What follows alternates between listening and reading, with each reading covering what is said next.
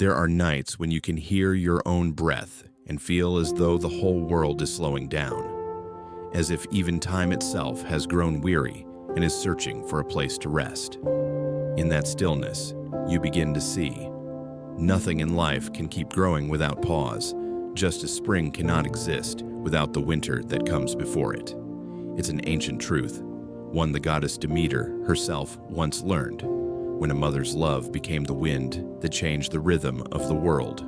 Tonight, let that Greek tale lull you to sleep. The story of a mother who lost her child, of a barren earth that bloomed again, of the quiet journey to love without holding on. Fall asleep fast. The soothing Greek myth of Demeter is more than a bedtime story.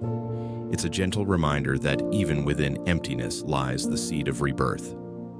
So as you close your eyes, listen softly to your heart. Perhaps, in that silence, your own first spring is quietly returning. Part 1. The Greeting of the Night. Tonight, I want to begin with a word of gratitude, not the polite kind, but a genuine one. Thank you for being here. Among the endless noise of the world, you have chosen to pause. Perhaps it's a small act, but in an age where everyone is rushing, it means a great deal. I often think that humans are like rivers, always flowing forward, afraid that if we stop, we'll run dry. But sometimes, only when the water stands still can we see the sky reflected within it. Maybe you're here because you want to sleep, or maybe you're simply seeking a moment of peace. Whatever your reason, I understand, Brutus, because I, too, have searched for that same stillness, through nights that seem to have no end. The writer Yi-Yun Lee once wrote, "Loneliness is the privilege of being oneself." That sentence left me silent for a long time. Perhaps loneliness isn't a punishment, but a privilege, a space where we can truly be ourselves, without pretending to be strong, without rushing to prove anything. Maybe when you clicked on this video, it was that quiet part of you that whispered, "Sit down, listen, don't hurry." I've always believed that some nights exist solely to remind us that we are still alive. As the world drifts away, all that remains is the soft sound of breath and the warmth of your hands resting on the blanket. Everything grand suddenly feels small. Every great sorrow becomes gentle, and you realize life is nothing more than a chain of breaths linked together, needing no grand words, no conditions.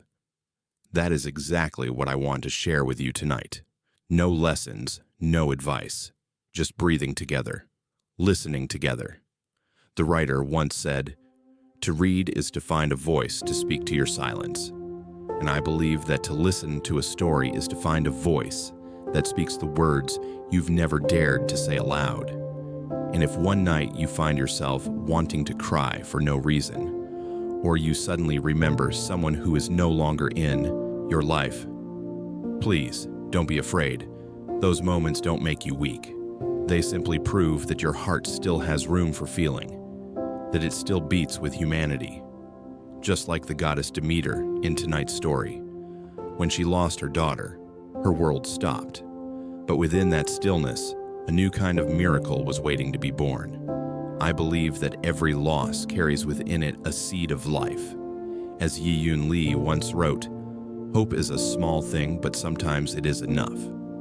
Hope, even when small, can be enough to light up a long night. Perhaps all it takes is a warm voice, an ancient story, or simply your own steady breath to calm the heart again. So before we begin, I have a small invitation. Please subscribe to Drifting Sleep Stories, not for the numbers, but because every subscription is a shared heartbeat among souls searching for peace. A quiet place where weary hearts can meet in silence and share the simplest thing of all, sleep.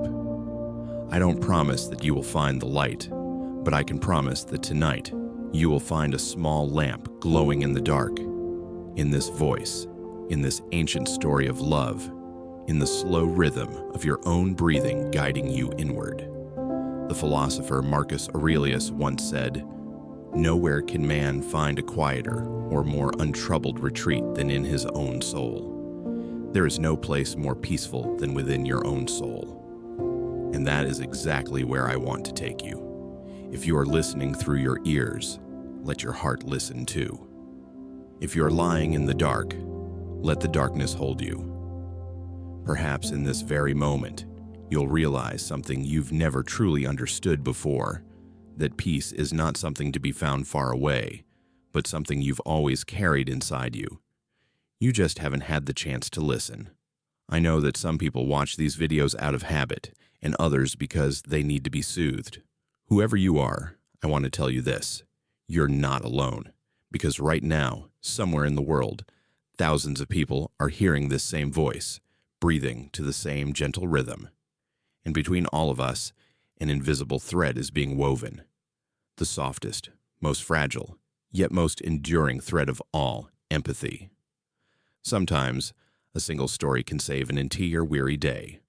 Carl Jung once said, "Who looks outside dreams, who looks inside awakes." Tonight's story is not meant to help you escape the world, but to help you look at the world within yourself. And perhaps in that sleep, you won't just dream. You'll begin to awaken. I don't know where you are, in which room, in which city, but I know this. If you are still listening, it means you still have hope. And that is enough. Enough to begin again. Enough to believe that when the sun rises tomorrow, the world will be a little gentler. So tonight, let every worry rest. Let this story soothe your heart, like a mother's hand brushing the hair of her child. Let these words be a lullaby, not just to help you sleep, but to remind you that you can still dream, and that you still deserve to be loved. Thank you, for staying. Thank you, for still believing in the gentle things. And thank you for allowing me, through drifting sleep stories, to tell you the dreams that once fell asleep when humankind still believed in miracles. Now take a deep breath. Don't be afraid of the dark. It's only the silent part of the light. And as you close your eyes, let me take you across Demeter's field, where spring lies sleeping beneath the soil, waiting to be awakened by a kind dream. Part 2. The story that unfolds from the night. There are nights so silent that one can almost hear the voice of the earth. A faint, warm, and lingering sound, like the ancient heartbeat of a life itself. In that darkness, we are no longer hurried beings, but tiny specks of dust in the endless turning of time. And it is precisely in those seemingly ordinary moments that miracles begin. Tonight, the story belongs to Demeter, the mother of earth, of harvest, of all quiet growth. She does not rage, nor does she fight, nor cast miracles from the heavens above. Her strength lies not in thunder or spell, but in silence, in the way she sits among the fields, touches the soil, and understands that every living thing needs time to grow and to fade. If there is one symbol of patience, it is Demeter. She is the one who knows how to wait for seeds sleeping beneath the ground, to wait for rain to return to the barren field, and above all, to wait for her daughter, Persephone, to return from the underworld. Demeter's world is neither loud nor glorious, but it is full of breath. It is a world of circles, where everything is born, dies, and is born again. A cycle of love and letting go. She understands that even the earth needs seasons of rest, to recover, to hold a little warmth for the sprouts not yet ready to rise. Demeter's story does not begin with light, but with loss. One day, when she lost her only child, the world stopped breathing. The trees drooped, the sky grew heavy, and the earth sealed itself like a heart in mourning. Yet, in her grief, Demeter did not punish or rage. She chose the only path a mother could. She let her sorrow become winter. For only when death has passed can life learn how to begin again. That is the secret of Demeter, and the secret of being human. We often fear endings, yet every ending is but a pause before something new begins. Spring cannot come unless the earth endures the cold of winter. Demeter lost her child, and in doing so, she found the whole world again. Perhaps that is why the ancient Greeks honored her as the goddess of the harvest, not because she made plants bloom, but because she understood. All life must pass through death, just as every person must learn to lose in order to know the worth of love. If Zeus is the sky and Poseidon the sea, then Demeter is the breath of the earth. She is not the goddess of victory but of restoration, not the goddess of power but of perseverance. She does not seek the light, for she is the light within the soil, the unseen radiance that nurtures everything quietly growing below. And perhaps that is why Demeter has never been a loud symbol. Her story bears no grand promises, no triumphs, only patience and enduring love, the very things the modern world has begun to forget. We live faster now, more hurried, but we no longer know how to wait. We plant in the morning and demand flowers by afternoon. But Demeter knows that everything of value takes time. Even sorrow, if cradled long enough, can turn into a kind of peace. Perhaps the most beautiful thing about Demeter is her silence. She does not speak when the world misunderstands her, nor does she defend herself when forgotten. She simply continues to do what she knows, to nurture. She nourishes the dead souls, the sleeping seeds waiting to sprout, even the fragile hopes others have abandoned. Because for her, to love is not to hold, it is to care. That is also the spirit Drifting Sleep Stories wishes to share. We tell stories not to make you forget reality, but to remind you that within the smallest things lies the greatness of patience and trust. Each story is a seed planted in your heart at night, not to bloom right away, but to rest quietly and wait.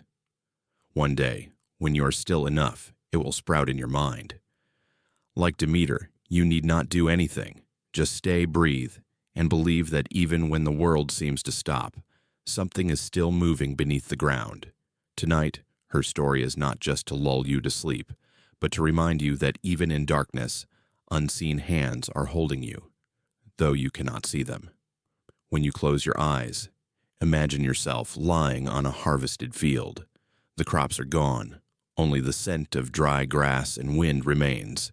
You can hear the sound of the earth, deep and low, like Demeter's whisper. Everything will return. Nothing is lost forever, not even you. The world will turn again. Flowers will bloom, the winds will return, and grains will sprout once more. And you, the one listening, will also return to yourself after the long, weary days. Because deep down, we are all seeds, only differing in this. Some have bloomed, some are still asleep, and those who know how to wait, those who know how to be silent, will be the first to hear the voice of the earth. That is why Demeter's story is not merely a myth. It is the ancient lullaby of the world, sung for every soul that still knows how to listen. If you close your eyes right now, you will see it, a very gentle light spreading within your heart. Not bright, not hurried, just a faint glow, but enough to chase away the darkness that was about to arrive. That is Demeter. That is Mother Earth. And that is also you, the quiet, tender, patient part of yourself that you may have forgotten in all your rushing days. So do not fear this night. Let the earth lull you to sleep, as Demeter once lulled the world. Let everything within you be still, and in that stillness, let new life begin. Part 3, where the world breathes softly. After every story, when the words dissolve into silence, what remains is that hazy space between waking and sleep. There, we no longer think of beginnings or endings, only the quiet sense that the world itself is softly breathing. A steady, slow, deep rhythm, as though the earth is comforting itself after long rain. I've always believed that all things beautiful arrive when we stop trying to hold them, like a drop of water falling into a pond, unaware that it ripples the entire reflection of the sky. Stories are like that too, told and then released, expecting nothing, asking for nothing in return. And yet, in that silence, a seed quietly falls into someone's heart. There are nights, after the story ends, when I don't turn it off right away. I sit beneath the dim light, listening to the breath of the room, the seemingly meaningless things, the sound of leaves brushing the window, the wind gliding through a crack in the wall, the ticking of the clock, all weave together into a small symphony of life. And I think perhaps this is when the world truly listens to us. Just as Demeter remained silent after her loss. No more tears, no more anger. Only a mother sitting alone in an empty field, listening to the heartbeat of the earth. She knew that the soil never truly dies. It merely rests, gathering strength to love once more. That is what I've learned from nights of storytelling, that everything has its own way of returning to life. A gentle word can bring warmth, a deep silence can heal, and sometimes one person staying to listen means more than 1,000 who speak. In Demeter's world, there are no boundaries between sleep and life, between beginning and end. Everything flows like breath, like dust drifting in the wind, like light mingling with shadow. We think sleep is departure, but truly it is a return to the body, to the earth, to the quiet pulse of creation itself. When night falls, I imagine walking through a nameless garden. Leaves drift from the trees without stirring the air. The ground beneath my feet is moist and warm, like a hand holding mine. No more voices, no more things to do, no words left unsaid, only the presence of the simplest thing: breath.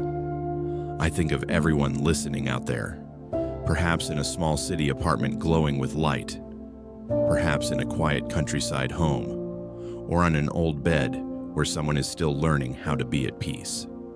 Each person, in their own way, is finding the same place, the place where the mind stops struggling, and only the heartbeat and the gentle sound of life remain. Perhaps in that moment, we do not realize that we have already begun to heal. Because healing is not about forgetting. It is about acceptance. It's not about pushing sorrow away, but letting it rest within us, like a seed waiting to bloom. Sometimes I think, if humans could learn to live just a little slower, to pause between words, to listen to a breath, to resist the urge to react instantly to fear, perhaps we wouldn't need so many words to comfort one another. Because silence, when offered at the right moment, is the highest form of kindness. Night has always been the most patient teacher. It does not teach with words, but with darkness. It forces us to look inward, where no one remains but ourselves. We fear it at first, then grow familiar, and finally find light within it, just like Demeter, who passed through a barren season to understand that life does not reside in what remains, but in the power to bloom once more. When I tell stories of the gods, I do not see them above us. I see them around us, in the mother sitting by the window, in the farmer bending over the field, in the traveler who pauses at midnight to watch the stars. They do not need to be worshipped. They only wish to be remembered. And when we remember them, the world becomes gentler. Every story ends, yet what lingers is always the feeling. Like when the music stops, but its echo still trembles through your fingers. Like when a flower fades, but its scent lingers somewhere in the wind. Some things never need to be kept, because they were never truly gone. I believe that life is not measured by years, but by how many times we have paused to listen, to the earth beneath our feet, to the wind passing over the roof, to a story we've heard before, but that this time touches a different part of the heart. When Demeter held the dry soil in her hands, she knew that not all was lost. In every speck of dust still lived the warmth of the sun. In every seed still dreamt the hope of reaching the light. She didn't need to do anything. She only needed to believe that silence itself can give birth to life. And perhaps we are the same. We do not need to always be strong, nor constantly busy, nor know everything ahead of time. We only need to learn how to stay with ourselves, in the night, within the breath, and in the stories we listen to, simply to find peace. Tonight, no one needs to promise anything. No one needs to say, "Sleep well," because sleep comes the moment we stop demanding it. When you close your eyes, imagine this: The world is still breathing, softly, deeply, slowly. You're not separate from it. You're part of that breath, like the soil and the seed, like the storyteller and the listener, like Demeter and the harvest. All are here, within the same long breath of the universe. Night is the only moment when the world no longer asks you to be anyone. All the roles fall away like old garments. Only breath remains. A steady rhythm so simple, we often forget it exists. She lies down slowly, as if the earth itself has invited her to rest. The bed beneath her no longer feels like an object, but like the earth's own arms, gentle and still. Warmth rises through the fabric, spreading to her skin, and she realizes the world is still holding her, even when unseen. It has been so long since she last listened to her body, to the sounds without words, only rhythm, the flow of blood, the beating of her heart, the breath moving through her chest. These quiet sounds were once drowned out by human noise, the chatter, the messages, the rushing lines of the day. Now that all has faded, her body speaks again in its old language, slow, so slow, like a mother telling a story to her child who has just returned from the storm. Her thoughts begin to settle, like leaves falling back to the ground. The last fragments, things to do, words left unsaid, tasks unfinished, flutter about like lost birds. But one by one, they too land. There's nothing more to say to the night, nothing more to hold. In the darkness, she feels her body, not through sight, but through memory. The arm resting by her side, the feet tilted slightly, the cool air on her wrist. All these small, ordinary things suddenly feel sacred, reminding her that she is here, alive, without needing to prove it. A quiet expands in her chest, not emptiness, but fullness. Like a still lake whose depths continue to move, she feels her body whole again. Every part, shoulders, chest, stomach, legs, finding one another after a long separation. They entwine softly, warm, and calm, like roots beneath the soil, reaching for water. A deep breath passes through, not forced, but arriving naturally, as if the body itself knows what it needs better than the mind. And in that moment, she realizes it has been so long since she let her body speak. All her life, she has used it to work, to endure, to prove, but rarely to listen. She had treated it as a tool instead of a friend. Now, with no one around, gratitude rises within her for this body that has quietly endured everything just to let her keep living. Outside the window, a breeze stirs, but the wind doesn't come from afar. It comes from within. For breath and wind are one and the same. There is no boundary between human and world, only remembrance and forgetting. When she breathes, the sky breathes with her. When she stirs, the earth moves too. She is not apart. She is a small rhythm in the eternal pulse of the universe. Darkness wraps around her like a blanket, not cold, not heavy, just enough to blur the border between body and void. She no longer knows where she lies, only that she is dissolving into warmth, into the beating of her heart, into the tenderness spreading through her skin. At times, within that dissolution, she feels fear of losing control. But then, a small voice rises from within, softly whispering, "It's all right. You're just coming home." That voice belongs to no one else. It is the oldest sound.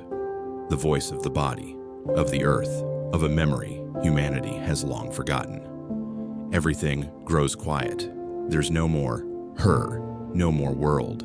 Only one breath connecting two shores, life and stillness. She doesn't know whether she's meditating or sleeping. Perhaps both are true. Meditation is when we return to the breath. Sleep is when the breath returns to us. A faint light appears in her mind. Not a real light, but the feeling of a door opening somewhere inside. She doesn't need to see beyond it to know what's there. The peace she's been seeking all along. Not somewhere far away, but right beneath her skin, inside her chest, where each breath begins and fades. She touches her chest, feeling her heartbeat. Not fast, not slow, not strong, not weak. It beats as if to remind her, I'm still here. No matter how many times you forget, I've been waiting for you to return. All worries melt like mist. All heavy thoughts become transparent, as if someone had laid a hand on her forehead, gently smoothing away the wrinkles of memory. Now she no longer needs to try to relax or find calm. The mind is already calm. She only needed to stop resisting it. Outside, the night continues to flow, but within her, time has stopped. No minutes, no seconds, only one breath connecting two worlds. One where sleep opens its door, and one where she's still learning to return. And as her final breath blends into silence, she realizes she no longer needs to seek sleep, because sleep never arrives as a reward. It comes as an old friend, waiting patiently for her to be still enough to enter. She closes her eyes. Her body grows heavier, but her heart grows light. In the deep of night, she feels herself becoming one with the darkness, soft, still, and full of warmth. There's nothing more to do, nothing more to prove. Only the pure act of being, something she had long lost amid restless days. And as the darkness folds around her like an embrace, she knows she has finally returned to herself. Part 5. Rooting into Gaia. When the night had grown so deep that even breathing sounded like a whisper, she realized she was no longer lying on her bed. Her body was still there, yet the sense of boundary had faded. As if there were no longer skin, no longer air. Everything was melting into everything else, softly like smoke, dissolving into wind. Beneath her, the earth embraced her gently. Not the floor, not the bed, but real soil, soft, cool, and carrying the scent of unnamed life. She didn't know whether she was dreaming or awake, but it no longer mattered. All senses had receded, leaving only a quiet awareness. She was lying within something greater, kinder, and older than humankind itself. Earth, Gaia, the mother of every breathing creature. For the first time in so many years, she felt she no longer needed to struggle to exist. No need to hold her balance. No need to resist the pull of the world. The earth held her, with a patience that never asked for anything in return. Beneath her skin, a slow warmth began to move. She felt it, not as energy, but as the breath of the soil itself flowing through her veins. Each cell opened like a small door. She could feel the slow rhythm of life soaking into every fiber, every bone. There was no mysticism here, only a simple truth. The earth and the body are made of the same matter. The smell of wild grass, of moss, of underground water, all blended into one deep breath, moist and warm. She wasn't inhaling or exhaling. The earth was breathing with her. For a moment, she thought she could hear the voice of the earth, not clear, not in words, but carrying the echo of something ancient, the heartbeat of the world. It throbbed deep, steady, vast, like a primeval drum beating from within the universe itself. With every pulse, she felt her chest respond. Two heartbeats became one. The earth told her stories that needed no words. Stories of seeds sleeping through the winter, only to rise one day toward the light. Stories of water drops traveling through layers of stone and sand until they became springs. Stories of souls who once passed this way, leaving warmth in the soil as a promise that life never truly ends. She listened and realized she too was part of those stories. Part flesh, part water, part dust, part fire, all born of earth. And perhaps all would return. The earth never asked for her name, never cared who she once was. It simply held. And in that embrace, everything was accepted. The mistakes, the frailty, the words left unsaid. A soft breeze drifted past. She felt it glide across her skin, cool and smooth as a small river. Perhaps it had passed over a field, brushed the roof of someone's home, touched the arm of a sleeping child. And now it was here, with her. And in that instant, she understood. Everything in this world has always been together. It's just that humans have forgotten how to listen. Invisible roots sprouted from her body, sinking into the ground. No one could see them, but she knew. They were not real roots, but threads of connection. Each root touched a grain of sand, a vein of water, a drop of Gaia's memory. From there, energy rose upward, warm, pure, enduring. The earth never hurries. Within its depths, everything unfolds in the slowness of trust. A seed needs time to break open. A tree needs darkness to know the way toward light. And humans, to understand themselves, need at least one truly quiet night to melt into the earth. She let herself sink deeper, not downward, but backward, back to where everything began, a place without words, only understanding, a place without fear, only arms that forgive. Now she could feel the heartbeat of the earth more clearly, not with her ears, but through resonance. It was the rhythm of a mother rocking her child to sleep, slow, steady, repeating, never broken. She let her body blend with that rhythm, and in that moment, she no longer knew who she was. She only knew she was alive, not in thought, not in plan, but in the purest form of existence. A faint light spread from deep within her chest, not dazzling, but the soft illumination of realization. She understood. She was not a wanderer seeking refuge. It was the earth that had always been the refuge of all things. And tonight, she had simply come back to remember.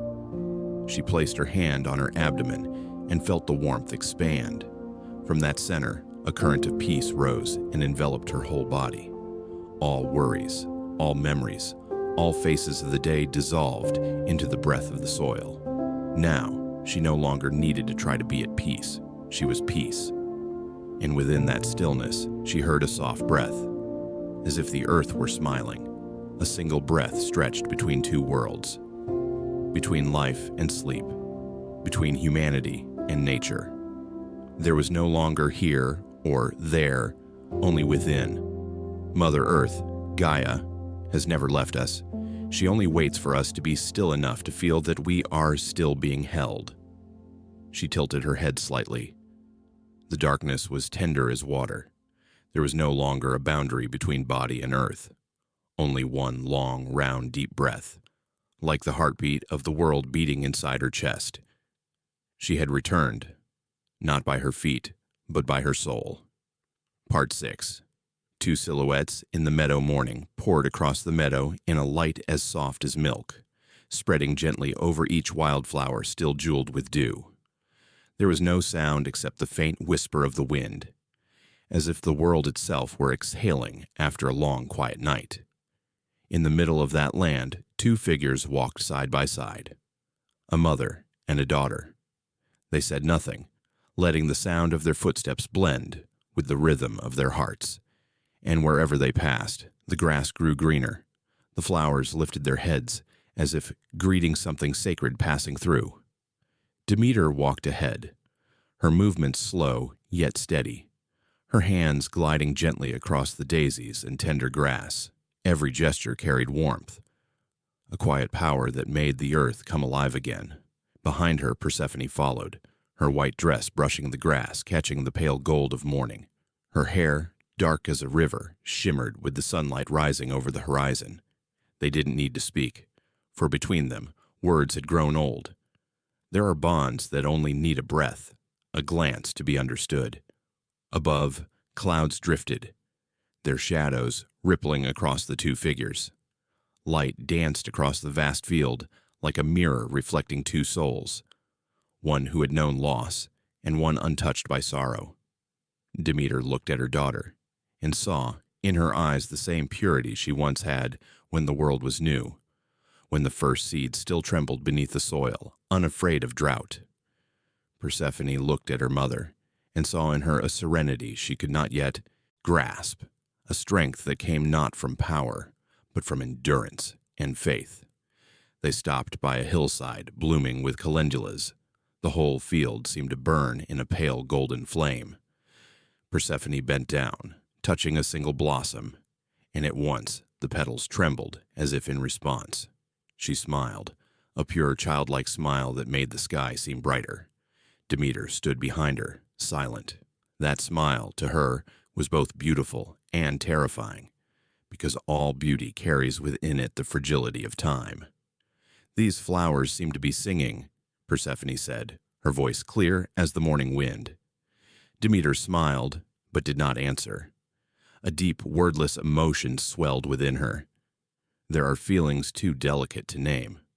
For the moment we speak them, they vanish like bubbles in air. Together they picked flowers. Each one was plucked with careful hands and placed into a basket woven from fresh grass. Demeter remembered the old days, when the two of them had sat in the golden sun, weaving baskets together. Persephone had been clumsy then, her small fingers fumbling with the strands. But one day she learned, and her basket became stronger than her mother's. The memory returned now, tender yet aching, like touching something that has lived too long inside the heart. Persephone looked up, hair falling over her brow, eyes glimmering in the sunlight. "Mother," she asked, "if I plant a seed here, will it grow tomorrow?" Demeter gently placed a hand on her daughter's shoulder, her gaze soft yet distant. "Not tomorrow," she said slowly, "but one day, when the earth is ready." Persephone nodded, asking no more. She believed, as the young always do, in the words of those who came before, believing in something unseen but real, the way a seed believes in the darkness.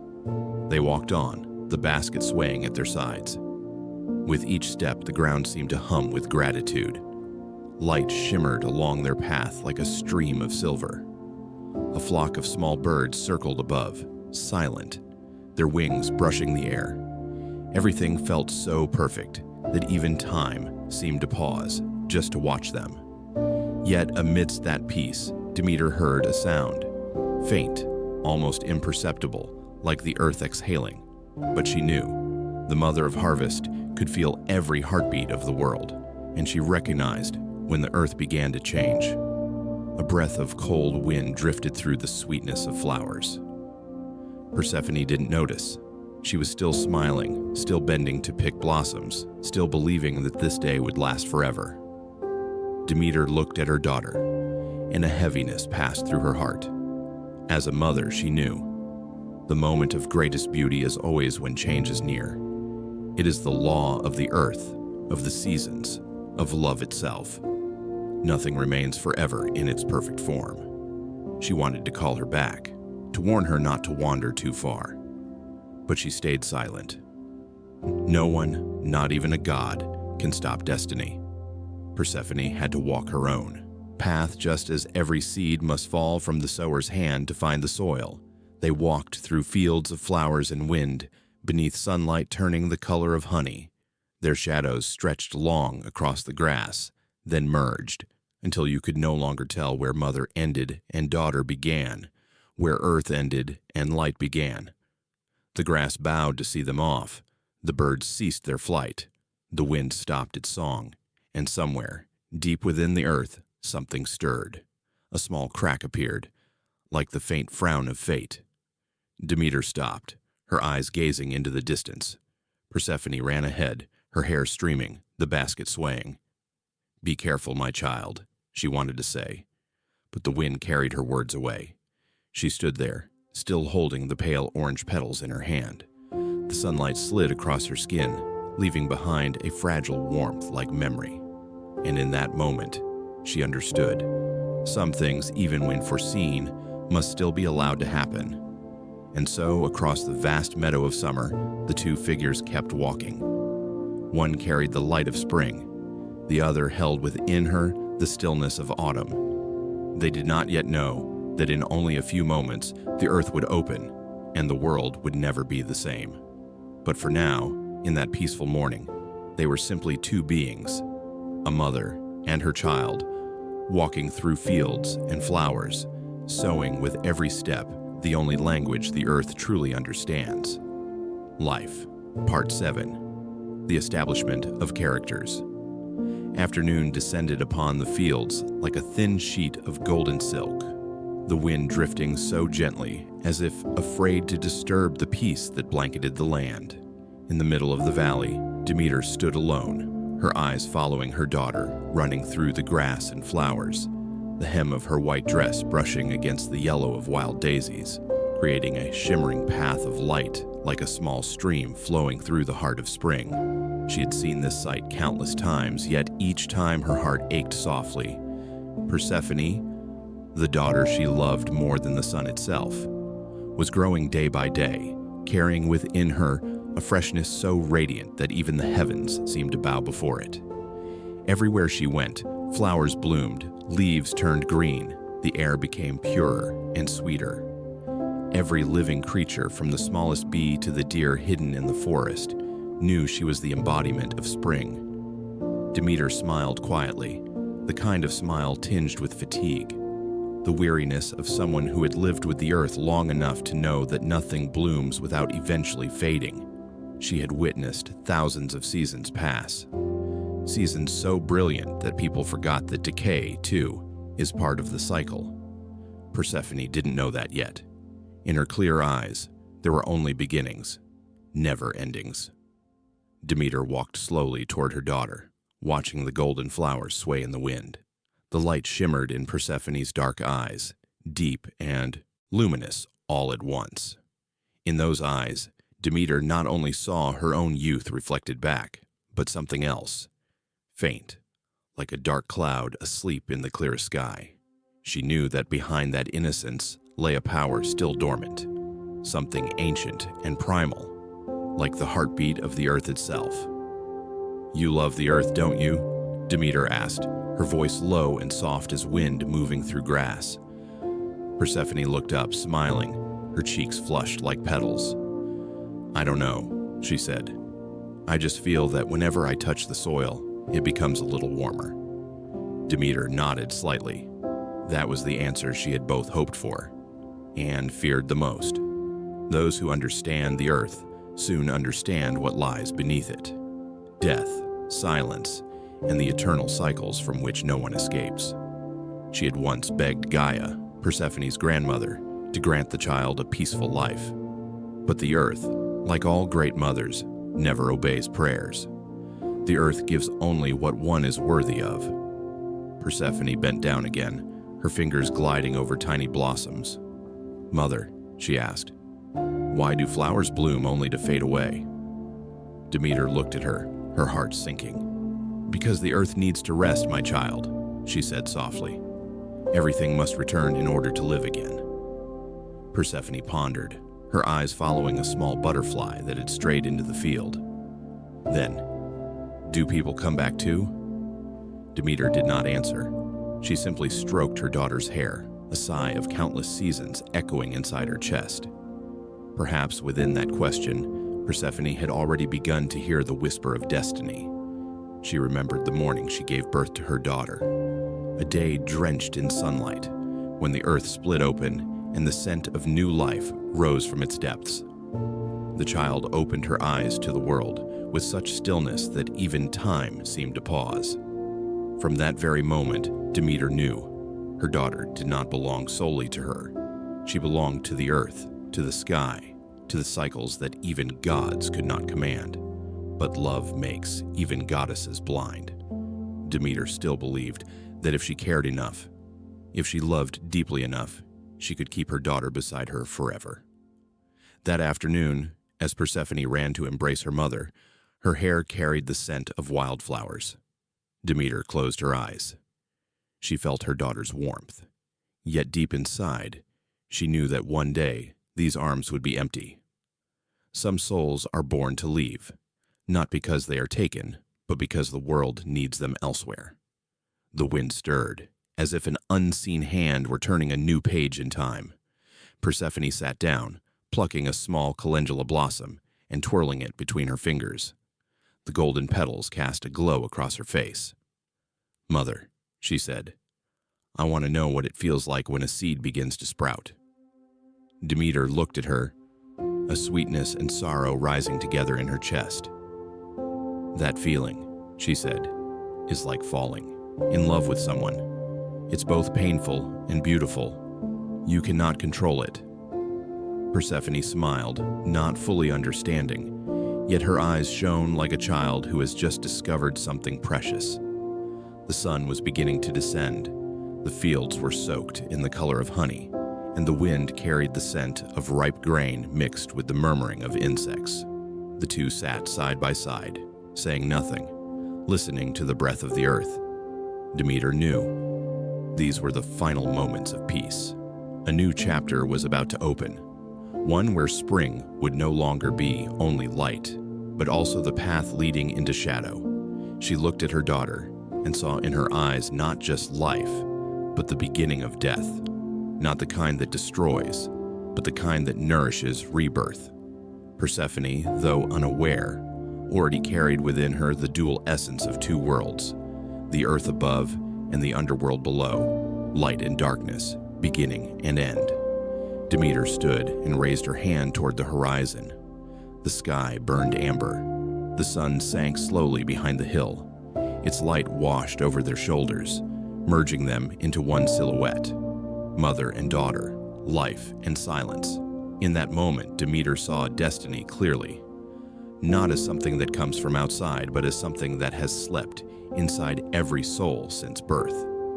And in Persephone's eyes, she saw that seed begin to stir. The earth still breathed, flowers still bloomed, the wind still drifted. But beneath that serenity, a small fracture had formed, like a breath held too long, like a distant call from the darkness waiting to be answered. Part 8. The Task of Harvesting. Calendula that noon, the sky was as clear as a mirror, reflecting thin clouds dissolving at the edge of the mountains. The sunlight had softened into a honeyed hue, spilling over the radiant field of calendula. The orange-yellow petals flickered like tiny flames trembling in the tender breeze. The air carried the faint scent of sap, sweet and pure, as if the earth itself were smiling. Demeter and Persephone walked side by side along a narrow path between the flowers. They had come to harvest calendula at the request of Chiron, the wise centaur, the healer of wounds that no god dared to face. Chiron had said that only the petals of calendula gathered by the hands of 2 generations, a mother and a daughter, could be transformed into a remedy strong enough to soothe the pain of a soul. Demeter had smiled when she heard this, not because she believed in it, but because she knew every miracle begins with love. The field stretched before them like a vast golden carpet.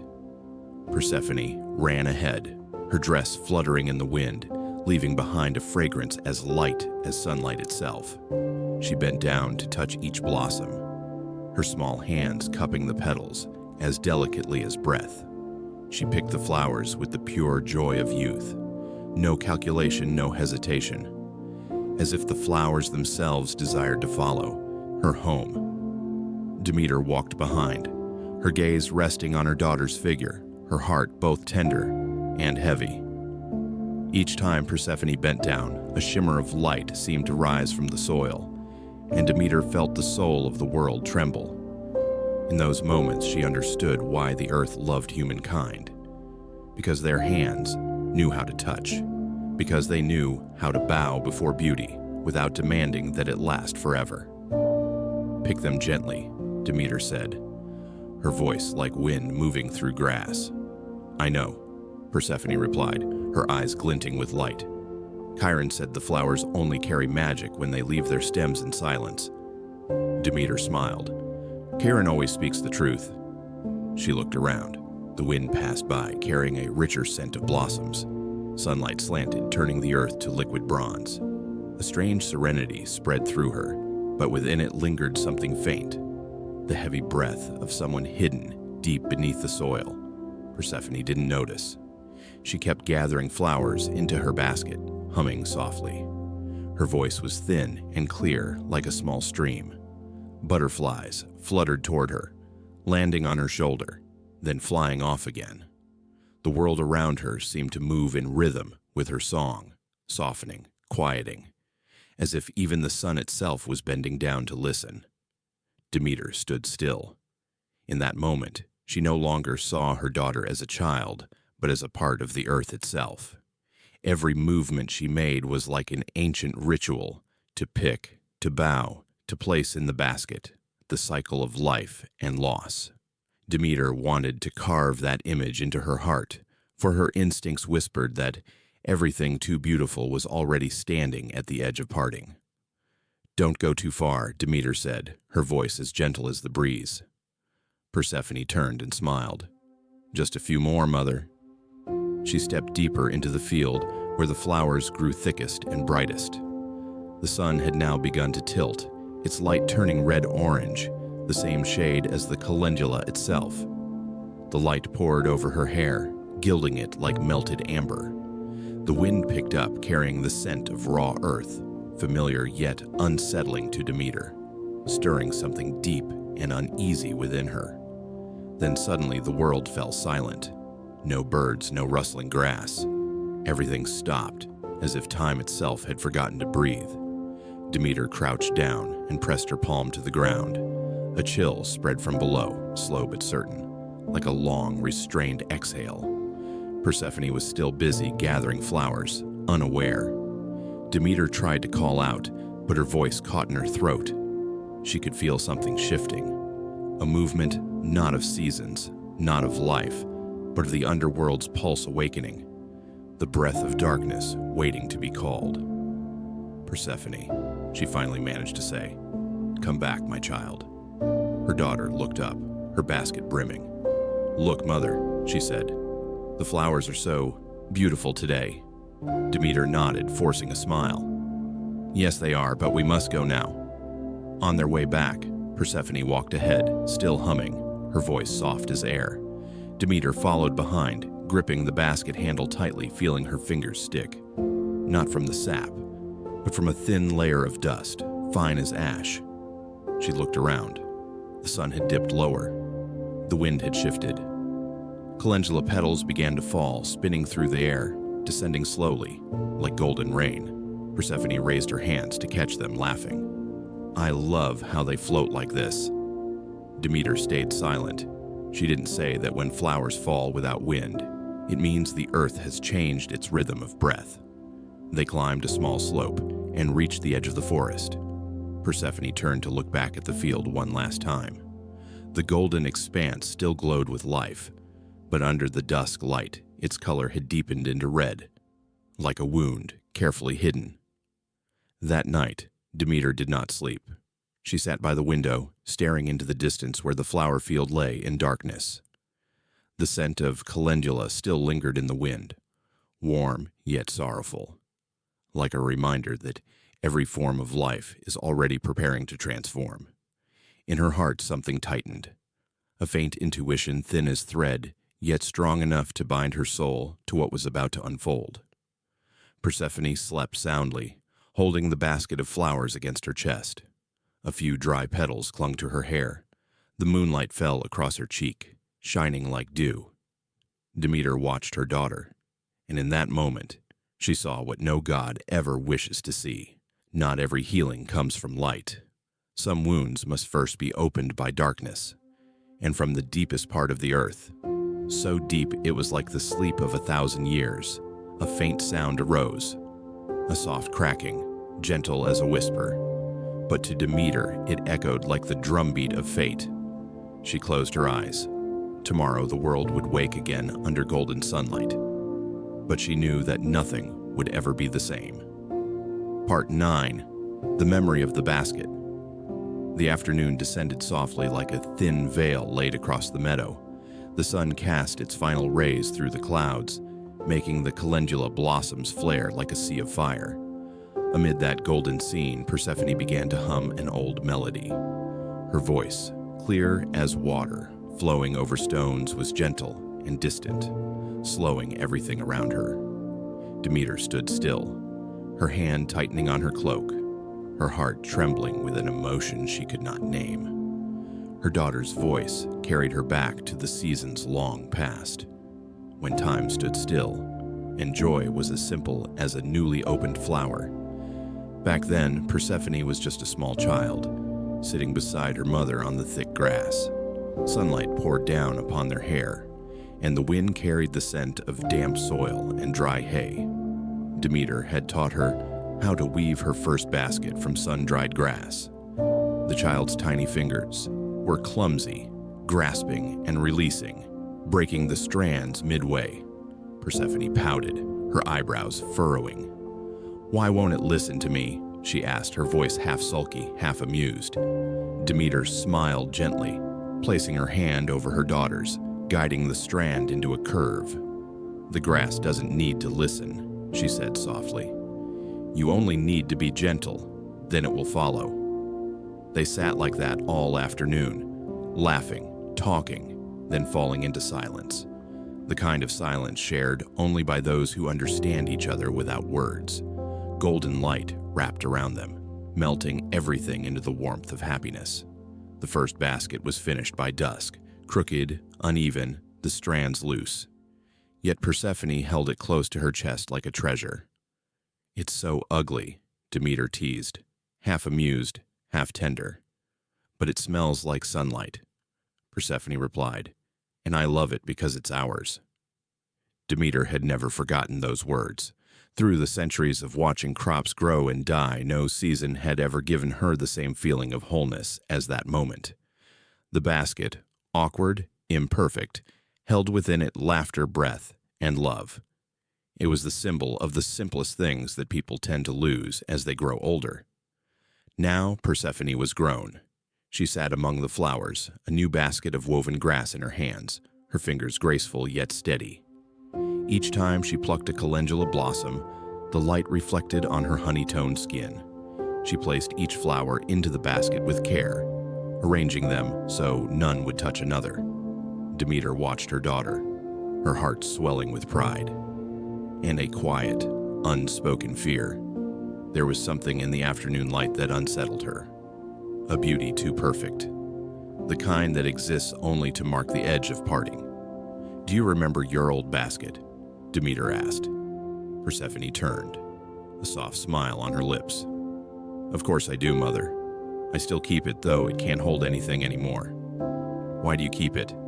"Because it's our summer," Persephone said, her voice fading into the wind. Demeter stayed silent. Her daughter's words stitched together the torn seams of her heart, and yet opened a new ache. When one learns to keep, she thought, it also means they've learned to lose. A breeze rose, carrying the scent of dry grass and earth. Persephone bowed her head, a few strands of hair falling to touch the flowers. The light filtered through her hair, and Demeter felt as though the whole world were watching them through a fragile glass. Delicate, breakable, needing only one deep breath to shatter. Demeter sat beside her daughter, her eyes tracing the basket full of blooms. She brushed her fingers over its edge, the grass still fresh, not yet dry. Her hand trembled, not from fatigue, but from the quiet realization that time was slipping through her fingers, silently without warning. "This grass is still young," she said. "It will dry, it will turn brittle, but only then will it be strong enough to hold the flowers." Persephone smiled, thinking her mother was only teaching her more about weaving. "I know, Mother." Demeter didn't reply. Some truths, if spoken, would lose their sacredness. As the sun sank lower, its light turned copper red. Persephone stood, cradling her basket, sunlight spilling over her shoulders. Her shadow stretched across the grass, merging with Demeter's. Together their shadows became one, as though time, though ever-flowing, had not yet managed to separate them. On the path home, the wind was gentle. Calendula petals slipped from the basket, floating slowly through the air before landing on the ground, one by one, like fragments of sunlight breaking apart. Persephone didn't notice. She only smiled and hummed softly. Demeter walked behind, her heart twisting. Each falling petal was like a moment from her own life. Beautiful, but impossible to hold. Night fell.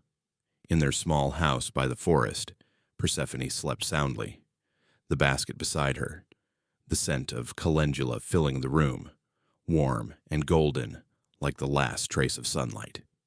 Demeter sat by the window, watching the moonlight spread silver across the meadow. She thought of the old basket, the one from childhood, now brittle and covered in dust in the corner. It had once held the fragrance of flowers, the weight of memory, but now it held only silence. She rose, walked to it, and lifted it gently. The dry grass cracked in her hands, whispering like the voice of an old season. Demeter sat back down, looking from the old basket to the new one. One was clumsy, holding the first shape of love, the other skillful, but carrying the shadow of departure. Both, in their own way, were baskets of time. She placed the old basket back down, smoothing her hand over its rim, a faint smile crossing her lips. Perhaps, she thought, people never truly lose anything. They simply store it in another form, as the old basket becomes the new one, as a mother slowly becomes a memory in her daughter's heart. Outside, the wind swept across the fields, carrying a faint whisper, like the earth retelling an ancient story. Demeter listened, her heart growing calm. She understood. There are seasons one doesn't need to hold on to, does it? Only to live fully while they are here. For when the flowers fall, the grass withers, and time moves on, what remains is not loss, but memory. Soft as grass, fragile, yet strong enough to keep us close to what we once loved. Part 10. The Call of the Wind, Dryad. That evening, the sky stretched like a sheet of silk, pulled taut to the very edge of light. The sun no longer blazed white, but mellowed into the rich gold of aged honey. The meadow lay silent beneath the gentle breath of the earth. Every calendula blossom trembled softly, as if listening to a song only nature could understand. Demeter and Persephone were still there, standing in the midst of the endless sea of flowers. The air was full, alive, serene, breathing. Persephone bent down, her slender fingers gliding over the tender petals, her lips humming a quiet tune. Her song mingled with the wind, so light it might have been the breath of the world itself. Then, from afar, another sound drifted in. Not quite a human voice, not quite the wind either. It was a thread-thin melody, shimmering in the air as if it came from beyond the edge of light. Persephone lifted her head. The wind brushed through her hair, carrying the scent of soil and sap. "Mother," she whispered, "do you hear that?" Demeter stopped. She tilted her head, narrowing her eyes. The song was clearer now, a whisper in the language of leaves. She smiled faintly. "It's a dryad," she said, "the spirit of the olive tree. Do you remember? I once told you about them, those who live between wood and wind."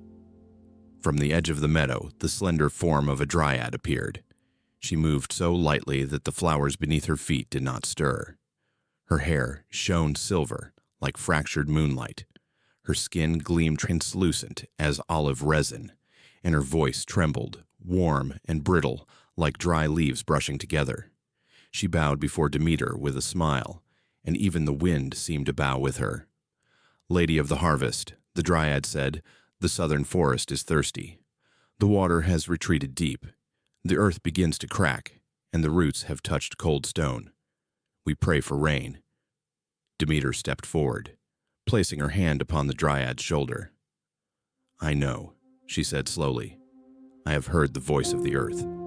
The rain will come." Her tone rang like a promise, and in that instant the wind carried a hint of moisture, the scent of rain and far-off thunder. Persephone looked around in wonder. The dryad bowed, her skin glowing with reflected light until the air itself seemed brighter. Persephone smiled and stepped closer, eyes wide and luminous.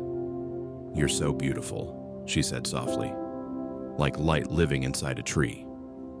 The dryad laughed, a sound like leaves trembling in the wind. "And you," she replied, "are the one who makes the forest sing when you pass. The spirits of the woods call you the bringer of light." Demeter watched the two of them speak, a strange emotion rising in her chest.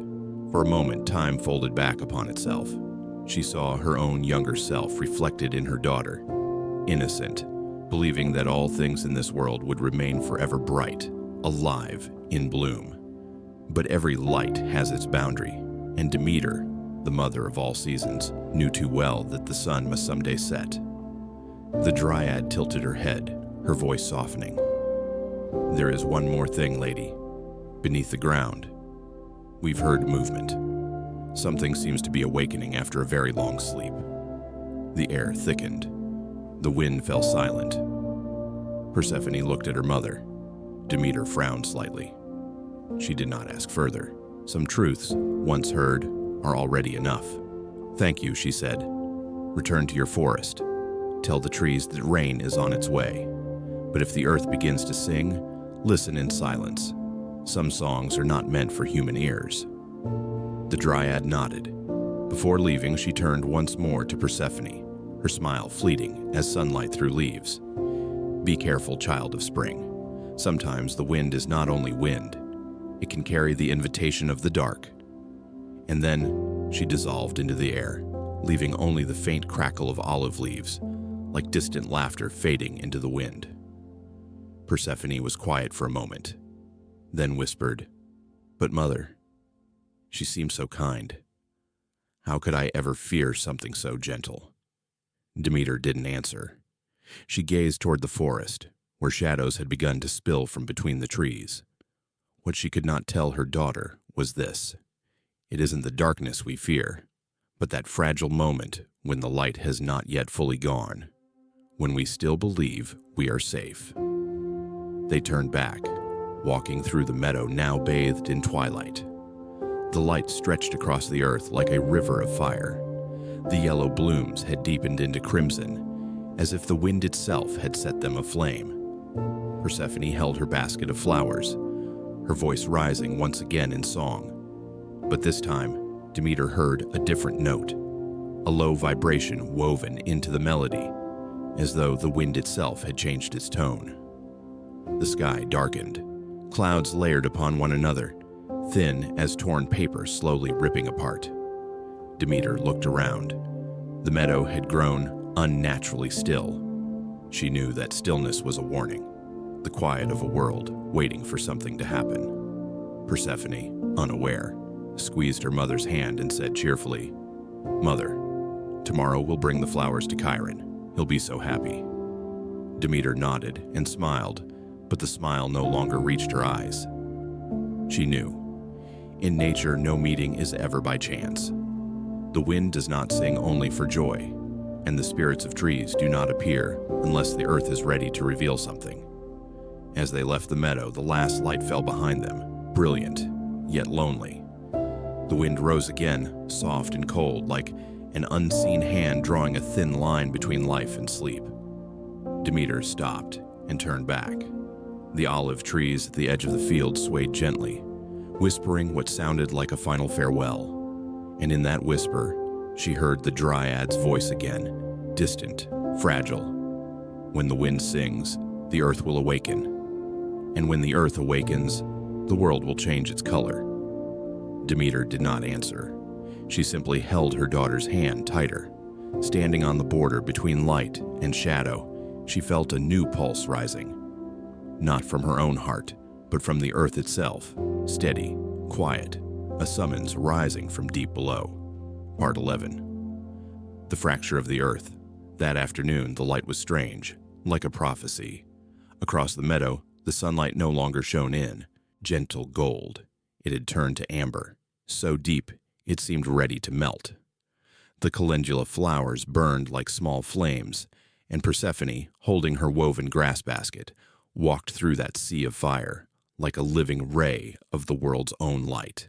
With every step she took, the flowers bowed, and the earth beneath her feet quivered faintly, as though it were breathing. Demeter stood not far away, watching her daughter with a heart full of quiet peace. In that golden glow, Persephone seemed to embody spring itself, pure, free, untouched by shadow. She wanted to call her back, but didn't. There are moments when a mother knows that silence is the gentlest form of love. Then suddenly the wind stopped.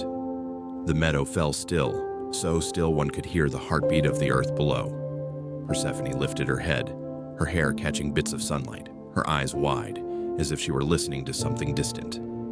"Mother," she whispered, "the earth is singing." Demeter listened, but all she heard was silence. Then came a sound low and deep, like stone cracking inside a mountain. The ground trembled, at first as softly as a pulse, then stronger. until the flowers began to bend and fall. The air shattered in that instant, as if even the sky trembled. "Persephone, come here," Demeter cried out, but her voice was swallowed by the roar. Where Persephone stood, the ground split open. A black fissure tore across the meadow, widening, deepening, devouring the light. Persephone stumbled back in fear, but the earth kept breaking. There was a soft explosion, like the sound of a heart cracking, and then the ground split apart completely. Beneath her feet, a darkness opened.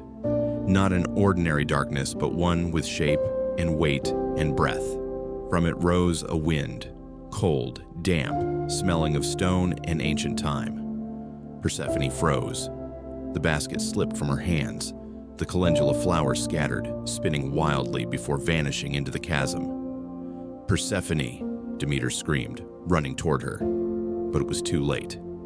An unseen force pulled Persephone downward, swift as a stolen breath. In her final moment, she reached upward, eyes wide, not in terror but in wonder. A thin ray of light brushed her face before the darkness consumed her whole. Then, silence. The earth sealed itself shut. Everything returned to stillness. Too fast, too clean, as though the world had erased a line from its own page.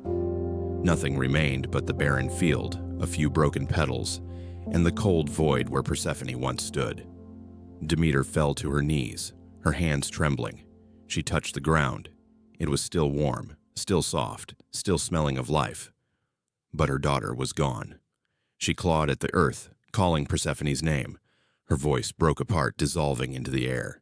There was no answer, only the pounding of her own heart, echoing in her chest like the drum of the earth. Then the light changed. Twilight bled across the sky, but it was no longer the gentle orange of sunset. It had turned to crimson, the color of blood. That light poured over Demeter's skin, gilded her tears, and stretched her shadow long, twice, 3 times over, as though the whole world bowed its head. A sudden wind tore through the field. The flowers flattened, the grass bent low, clouds scattered in chaos. All the life seemed to drain away, leaving the meadow hollow and bare. The insects stopped singing. The birds fell silent. Everything became frighteningly empty. Demeter sat there for a long time. Her hand gripped a fistful of soil until her palms bled. Her tears fell, mixing with the dust.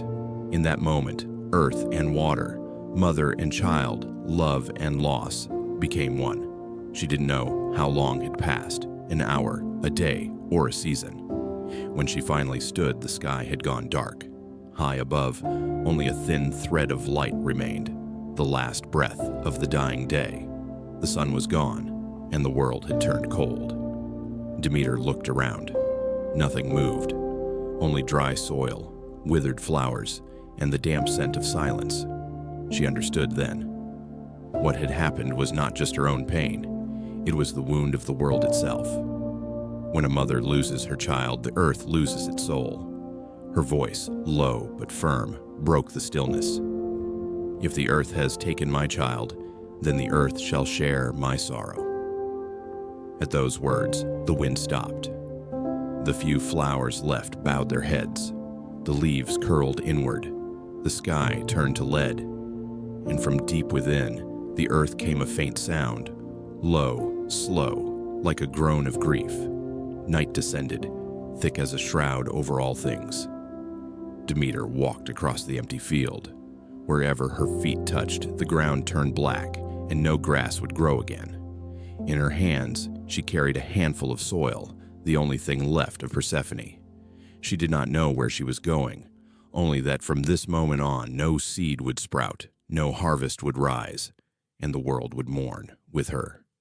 Above, the last flame of dusk flickered out, yielding to a darkness vast and endless. And somewhere beneath the earth, too deep for any ear to hear, a faint sound lingered. Perhaps the cry of Persephone, or the weeping of the earth itself, grieving with her mother. The world entered its first moment of decay. No one knew then that it was also the beginning of a promise that, from loss, something new would grow. But Demeter could not know that yet. She only knew that when the earth cracked, so did her heart. And that sound, the low, endless fracture, would forever echo as the opening note in the eternal story of a mother's love for the child the world had taken away. Part 12. The season of withering begins. After that day, the world seemed forgotten. The birds no longer sang in the morning, the rivers stopped flowing, and the sky, though still blue, had taken on the cold hue of ashes. Demeter walked, each step slow and heavy, as if every movement drained a piece of the earth's remaining breath. She did not know how far she had wandered from the meadow, only that wherever her feet touched, flowers ceased to bloom, leaves withered, and the wind forgot its song. She went to the old olive grove where the dryad once appeared. Now only barren trunks remained, their leaves silver gray like dust. Demeter called her name, her voice hoarse and broken, but no one answered. No laughter, no breath. Only the wind tangled in dry branches sounding like the forest's own mourning. "Have you seen my child?" Demeter whispered, pressing her hand against an old tree. The bark was cold, damp, and as silent as stone. She closed her eyes, listening, but all she could hear was her own heartbeat, adrift in a world that had stopped beating. Leaving the forest, she walked through valleys once lush and green, now pale and brittle. The farmers who saw her passing bowed their heads, not daring to call out. They knew the goddess carried within her the grief of the earth, and that grief spread, making life itself tremble. Children starved. Adults fell to their knees. But Demeter did not stop. In her eyes lived only the shadow of Persephone, flickering like a dying flame. Each night she lay down upon the dead fields, cradling a handful of soil. She spoke to it as though to her child. "Can you hear me, my love? I'm here. I'll walk to the ends of darkness if you call." But the earth remained silent. Each time she whispered, only the wind replied, thin, meaningless, drifting like a prayer unheard. Day after day, Demeter crossed strange lands. Mountains cast shadows upon the sea. Rivers dried to stone, forests turned to dust. She did not realize that it was her very footsteps that were draining the world of color. For love, when it has nowhere left to go, becomes a power of destruction. One morning, as the sun rose, Demeter stopped by a field that had once bloomed with roses. Now only thorns remained. She bent down and picked a single petal left behind. Its pink faded to near white. The moment she touched it, it crumbled into dust. The wind blew, scattering the dust into the mist, and it disappeared. In that moment, she understood. It was not only the earth turning to ash, but her own heart as well. The world began to change color. The sea grew dull. The sun lost its gold, leaving only a pale metallic light. Harvests failed. Fruits fell before ripening. The migrating birds forgot their way. Even the heavens looked down in fear, but no god dared to approach her. At night, Demeter sat upon a rock at the edge of a cliff where the wind blew wild and voiceless. She looked down at the valley that had once been green, now shrouded in gray. She remembered Persephone's laughter, the sound like the first drop of spring rain. Now that memory weighed upon her chest. "When you laughed," she whispered, "the world bloomed, and when you disappeared, even the flowers refused to live." Her head bowed, her tangled hair flew in the wind, and the moonlight turned her shoulders silver. She looked like a statue, beautiful, but frightening in her solitude. Far away, the people began to pray. They lit fires, offered gifts, begging the goddess of harvests for forgiveness. But they did not know. Demeter was not angry at them, nor at the world. She was angry at herself, for letting her child slip away right beneath her hands, for believing that spring would always return. Then one day, it rained. But it was not real rain, only mist so thick it fell as droplets. The rain was cold. It did not awaken the seeds. It merely darkened the earth, making it sadder. Demeter lifted her face to the sky, letting the water fall upon her cheeks. She thought they were her own tears, and then realized the sky was crying too. "Everything knows you are gone," she murmured. Everyone but me still refuses to believe." She walked on through lands growing ever more barren. The ground cracked open like old wounds, unable to hide its soul any longer. The sky was gray, fog cloaked the horizon. There was no longer a boundary between day and night, only one endless dim light that never changed. They said that in that season, children were born without crying. Their first breath was so faint the wind carried it away. And the adults, when they planted seeds, knew they would not sprout, yet still they planted, as a habit, a remembrance that hope once existed. Demeter watched this world, her heart heavy. She knew she was the cause of it all, yet to bring life back to the fields meant letting go, accepting that her daughter was truly gone, and that she could not do. She lifted her gaze to the empty air. "If the world must share my grief," she said softly, "then at least my child will know. Her mother has never forgotten." From afar, the wind rose again, carrying a sound like the earth's sigh. Perhaps the world understood her. Perhaps Mother Earth herself was mourning with her. And so the season of withering began. There was no clear line between life and death, only a slow surrender, where each leaf, each drop of water, each grain of soil bowed its head in silence. No one dared to speak of hope. No one dared to utter the word spring. Only Demeter remained, the mother of all seasons, now the embodiment of sorrow. She walked through the dying world, her eyes half closed, her lips moving softly, as if praying for something yet unnamed. Perhaps deep within the earth, Persephone heard. Perhaps that very despair would open the path for them to meet again. But tonight, only the wind, cold and mournful, swept across the dead fields, carrying with it the faint sound of a call still waiting for its answer. Part 13. Calling Hecate to join the search. That night, Demeter walked through a darkness as thick as her own grief. The sky was moonless, the wind sharp and cold across the barren plain. Beneath her feet, the earth lay cracked and silent, as though in mourning. All that was once alive seemed to have stopped breathing, and in that stillness, Demeter understood. Not even gods can cross the abyss of loss alone. She came to a crossroads, the place where wandering souls came to beg for guidance, where the boundary between the world of the living and the dead blurred like mist. There, the night was dense as ink, and the air smelled of ash mixed with damp soil. Demeter stopped, drove her torch into the ground. The trembling flame lit her hollowed face, her eyes deep as an abyss. "Hecate," she called, her voice hoarse with pain. "O goddess of the night and of magic, guardian of the crossroads where light dares not tread, help me find the child I love." No one answered.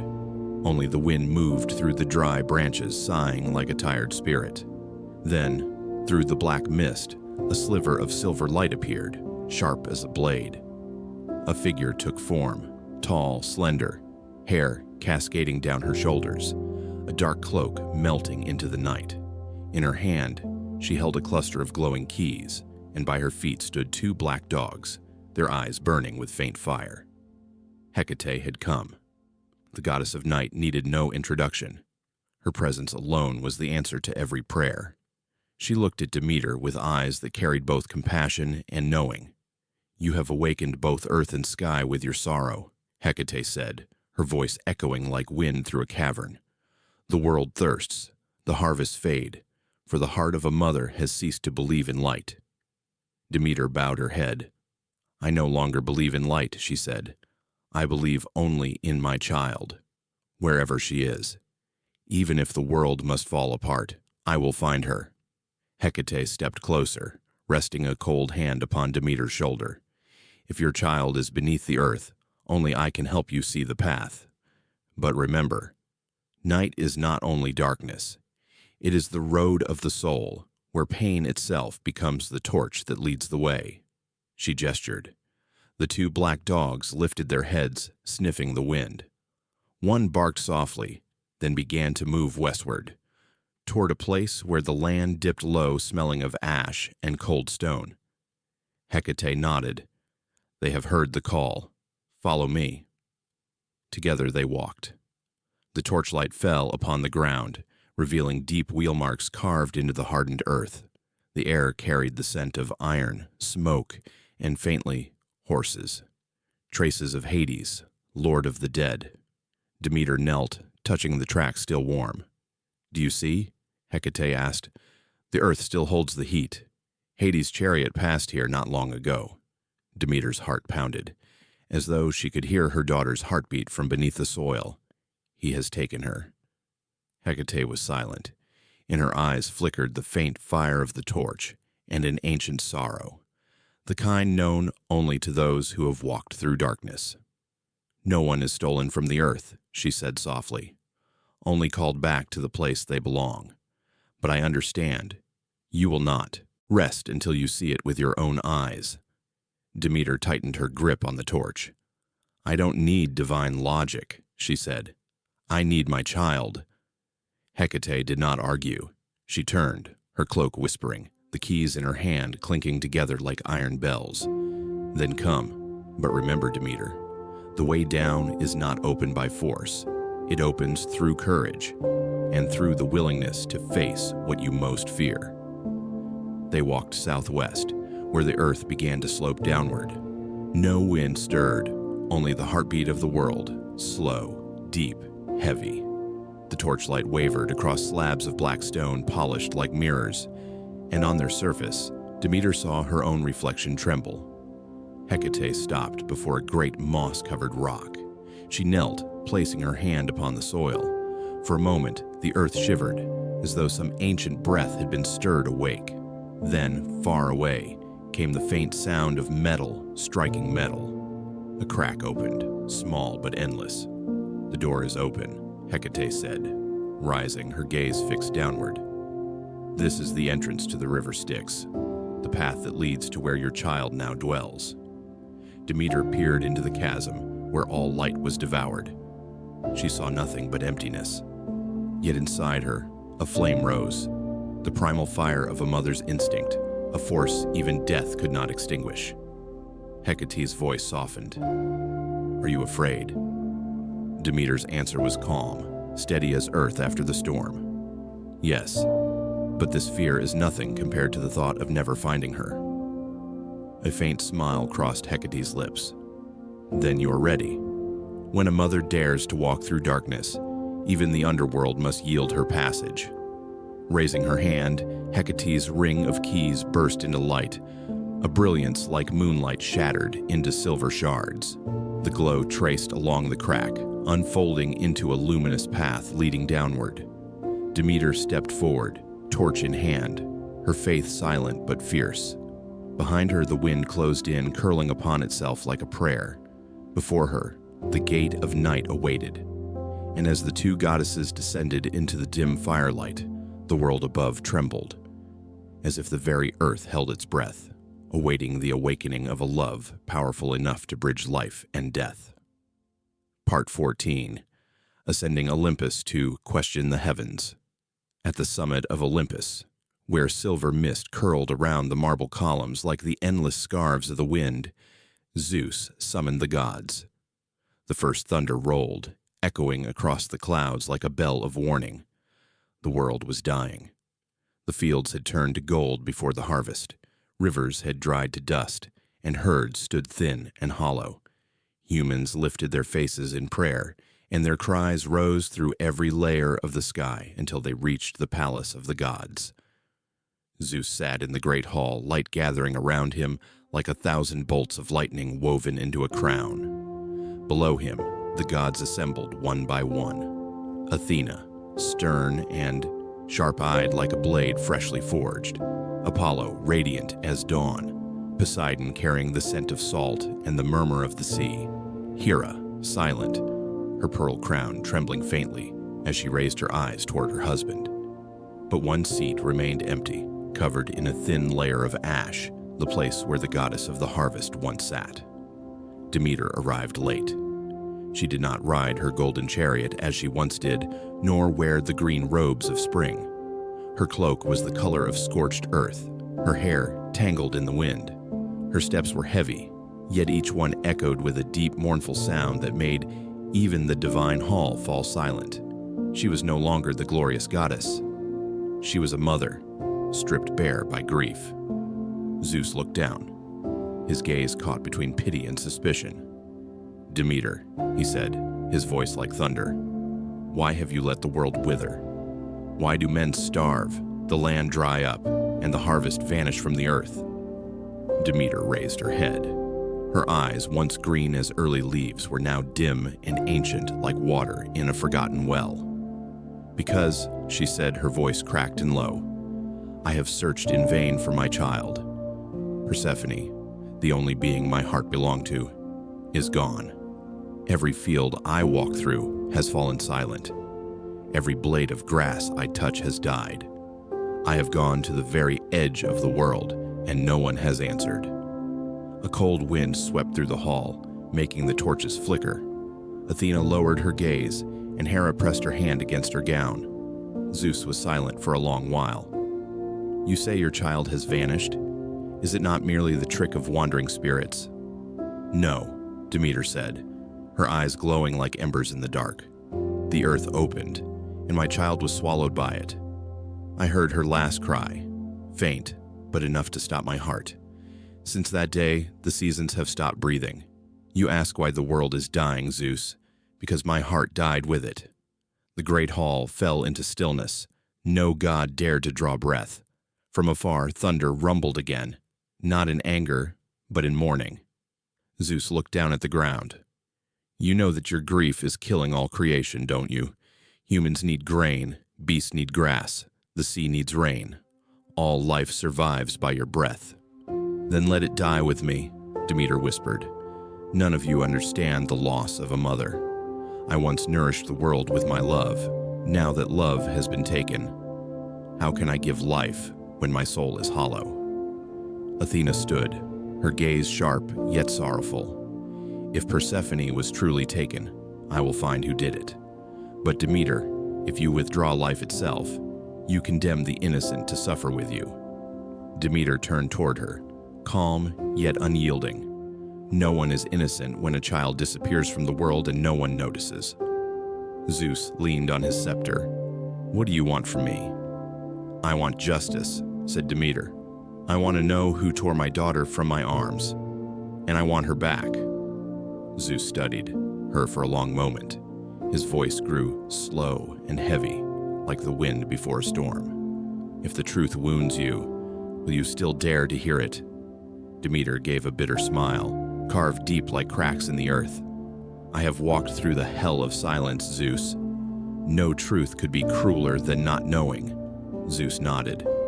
He raised his hand, and a blinding light filled the hall. From that radiance emerged Helios, the sun god, his form blazing like noon incarnate. "Helios," said Zeus, "you ride across the sky each day. You have seen what happens below since Demeter lost her child. Tell us." Helios bowed. "I have seen," he said. "I saw Persephone gathering flowers in the meadow. Then the earth split apart. Hades, lord of the dead, rose from the abyss, driving a chariot of 4 black horses. He reached out his hand. She looked up. She did not scream. She merely touched his hand and went with him." The hall trembled with thunder, like the sound of a breaking heart. Demeter stepped back, her lips quivering, no words coming forth. "No, my child could not have gone with him. She is light itself." Helios looked down, his voice grave. "There are souls born of light, yet even they can be called by darkness. I speak only of what I saw." Zeus sighed. "You hear it now, Demeter. Persephone is in the underworld." Demeter closed her eyes. Behind her eyelids she saw her daughter's face, dark hair, pale hands, a smile swallowed by earth. Pain welled in her like thick black sap. She opened her eyes, fixed them on Zeus. "If she is there, then I will go. I will descend into the depths of the underworld and bring her back." Zeus frowned. "None of us may enter Hades' realm. The laws of the cosmos forbid it." "What law is greater than a mother's love?" Demeter asked, her voice soft, yet sharp as a blade. "If I must, I will break that law." No one spoke. Hera tilted her head and whispered, "Let her go. No mother can live while her child wanders in the dark. Zeus looked around the hall, at every divine face, then back to the woman who had once made the world bloom. He nodded slowly, knowing this decision would shake heaven itself. "Then go," said Zeus. "Go to that place. But remember, no one returns unchanged." Demeter said nothing. She bent, picked up her fallen torch, and walked out of the hall. The light glowed in her eyes, part water, part flame. As her shadow disappeared into the clouds, Athena murmured, her voice like the wind. "There are gods who rule life, and gods who rule death, but only a mother makes both bow their heads." And Zeus, from his throne, watched in silence, for deep within, he knew. When a mother's love begins its journey, even the heavens are no longer the highest realm. Part 15. The Testimony of the Sun. On the peak of Olympus, the light that day carried a strange hue. It was neither radiant nor warm, only a pale brightness, fragile as the last breath of a fading day. In the grand hall, Zeus sat in silence, his scepter resting beside him, heavy as a wavering will. The gods gathered around, each cloaked in a different shade of unease, not because they feared Zeus, but because they knew what was about to be spoken would forever change the way they saw the world. Demeter stood at the center, her cloak the color of scorched earth, her tangled hair hastily bound. Among the gods, she looked almost human, frail, exhausted, yet bearing something none of them possessed. A love strong enough to make the heavens tremble. She no longer wept. Her tears had long since dried, spent across barren fields where she had searched and searched, never finding the shadow of her child. Zeus drew a deep breath, his voice rolling out low and heavy, like a thundercloud about to break. "We have been silent long enough. The truth must be spoken. Who among you knows anything about the disappearance of Persephone, daughter of Demeter? Speak now." No one answered. Wind slipped through the doorway, brushing across the altar flames, making them flicker like the hearts of those uncertain. Apollo stared down at his hands. Athena's fingers tightened on her spear. Even Hera remained motionless, clutching her gown, the stillness of one who knows the truth but fears to give it voice. Zeus's blue eyes darkened. "No one dares to speak. Then I will ask the one who cannot hide anything. Helios, god of the sun, tell us what you saw." From behind a wall of light, gold began to spread slowly, like a dawn that hesitated to arrive. The air grew warm, and Helios appeared. A halo of fire crowned his head. His eyes blazed but were heavy with sorrow. He was not the proud god of daylight today, but the somber witness of something that should never have been seen. Zeus gave a nod. "Helios, tell it." Helios inclined his head. His voice carried like wind over mountaintops. "That day, I saw Persephone in a meadow of Enna. The sun was pure, singing of spring. She walked among daffodils and red roses, her smile bright enough to make the world itself glow. I thought then, no soul belonged more to the light than hers." Demeter closed her eyes, her head tilting slightly. In that instant, she saw it again.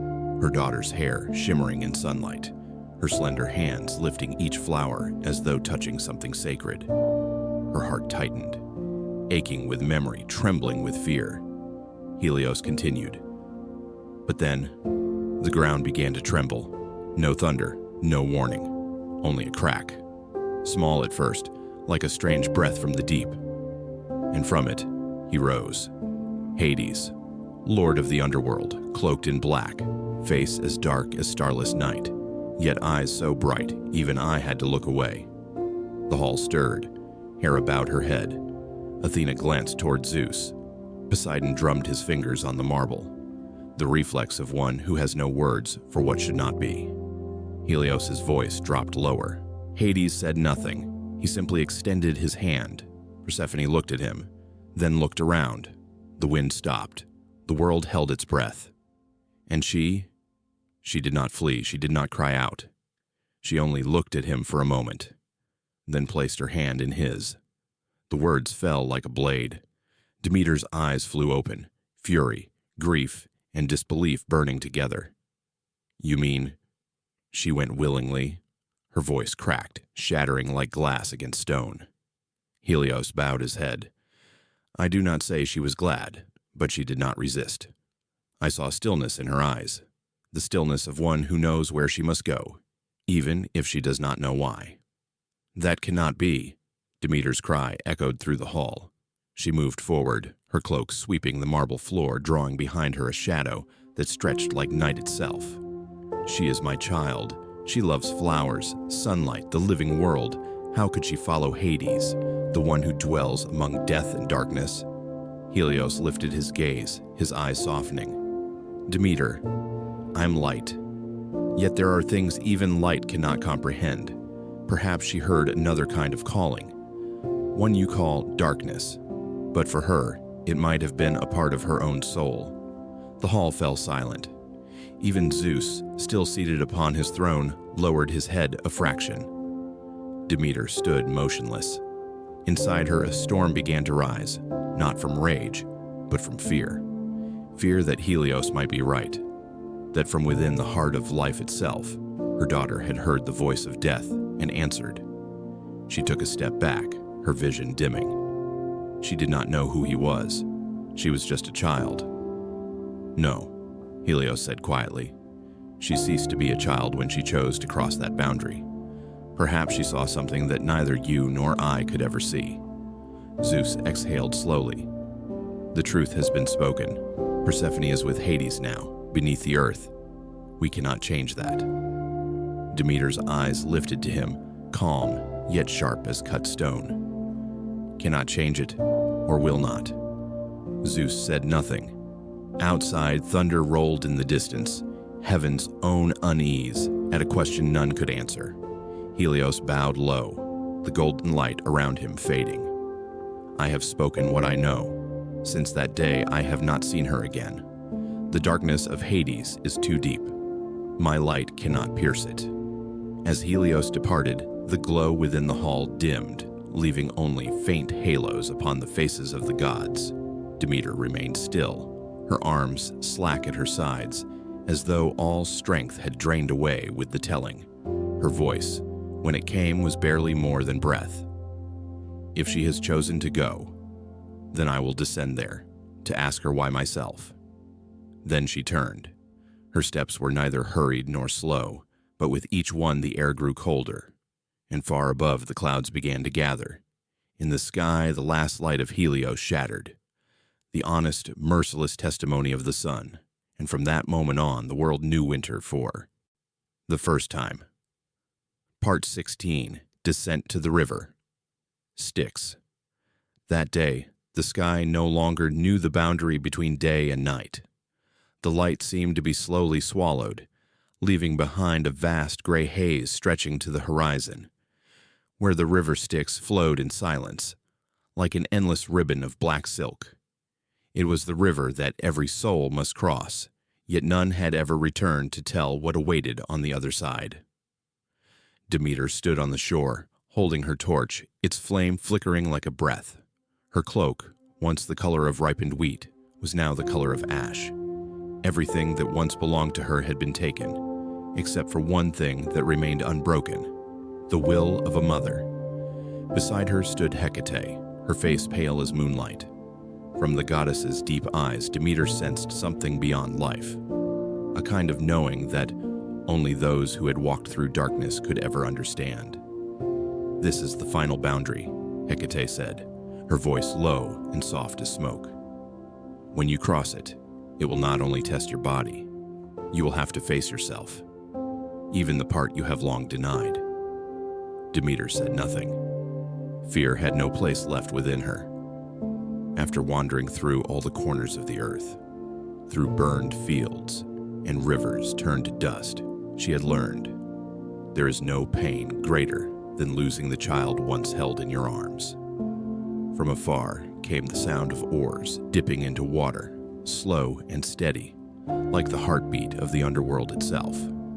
A small black boat emerged from the mist, silent, spectral, chilling to behold. The ferryman was cloaked in shadow, his skeletal hands the only part of him visible. No one needed to ask his name, it was carved into every memory of the dead. Karen, the one who carries souls across the river. "I have no coin," Demeter said as Karen stopped before them. "You have grief," Hecate replied in her stead, "and that is the only currency the Styx will accept." Karen nodded and silently extended his hand. Demeter placed a single tear upon it. It fell, turning into a silvery light before vanishing. That was enough. He pushed off with his pole and the boat drifted into the current. The river Styx was not black and murky as legend claimed. It was clear, and so clear, that she could see the faint faces beneath its surface. Souls without form, only gaze. Each time the oar touched the water, ripples stirred, and thousands of tiny voices murmured, "I was a father, a son, a lover, a betrayer," one who never had the chance to say sorry. Demeter bowed her head, listening. Among the whispers, she heard a small voice, faint as a dream, call out, "Mother." She reached toward it, but her fingers met only the freezing surface. "Do not look too long," Hecate warned gently. "This river reflects memory, not the present. Stare too deep, and you will forget who you are." Demeter nodded, tightening her grip on the torch. Its flame danced on the river's surface, and for the first time she realized, even in the depths of Styx, darkness could still reflect light. When the boat reached the opposite shore, the sight before her made her stop short. The underworld was not like the hell she had imagined. No stench of sulfur, no cries of torment. Instead, it held a solemn beauty. Vast caverns adorned with veins of gems, gold, silver, turquoise, shimmering and echoing against the stone walls like stars in an eternal night. Beneath her feet, thick moss glowed with pale green light.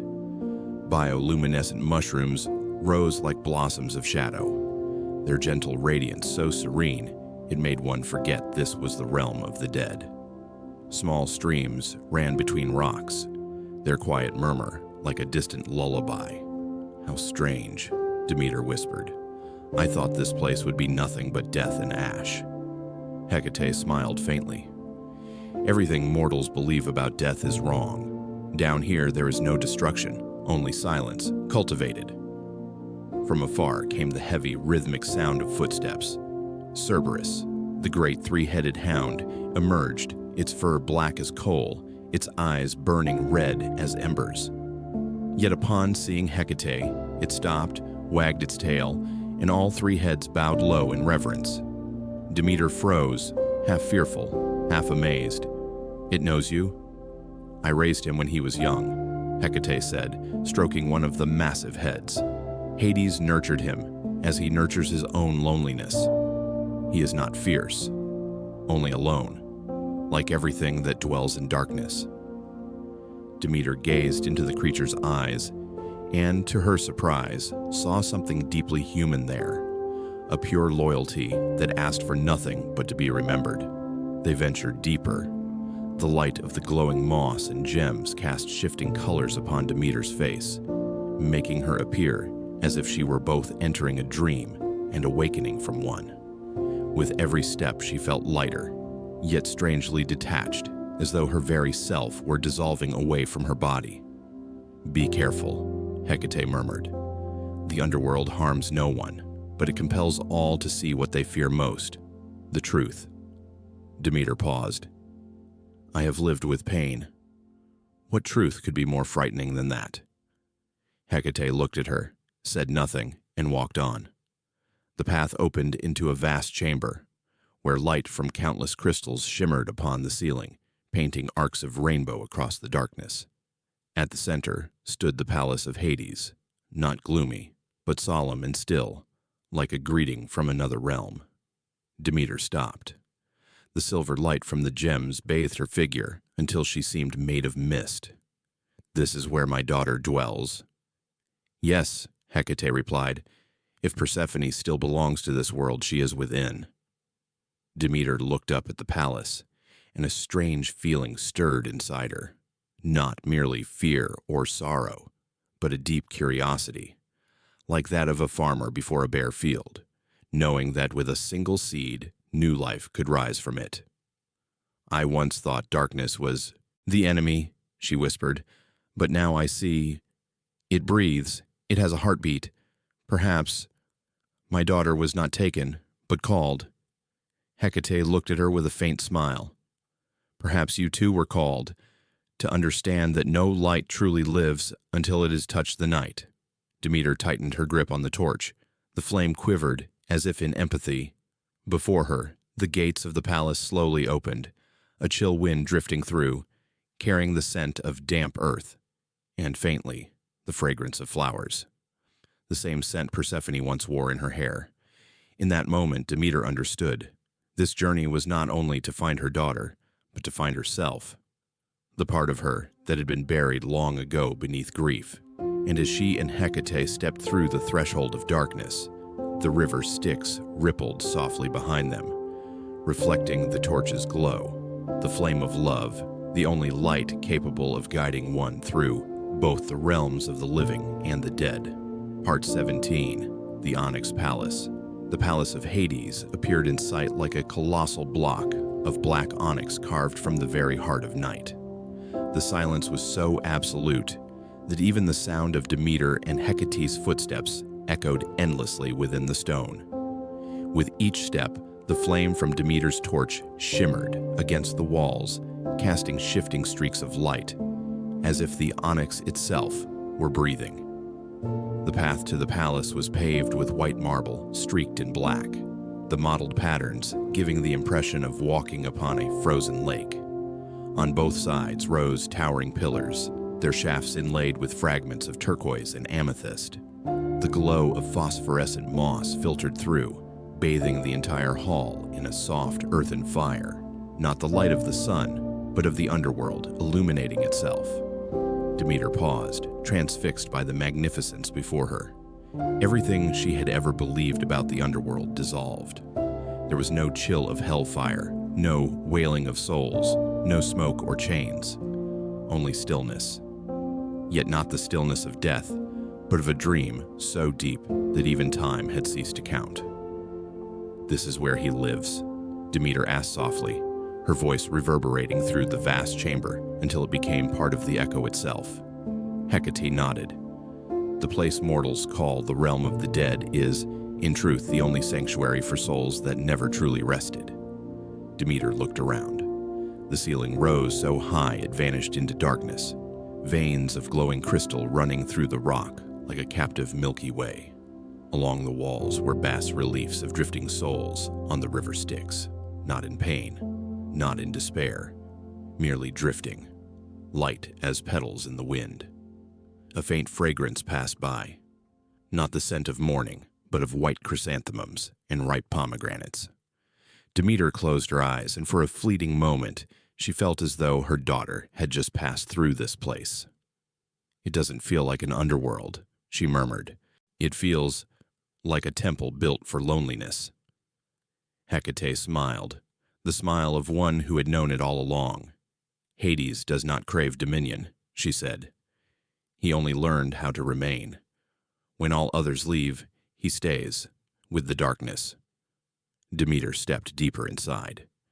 She walked through hallways lined with gemstones, past statues of black stone standing in silence like sentinels of forgotten dreams. When the great doors opened, she beheld the grand hall, the heart of the world below. The air here was strangely warm.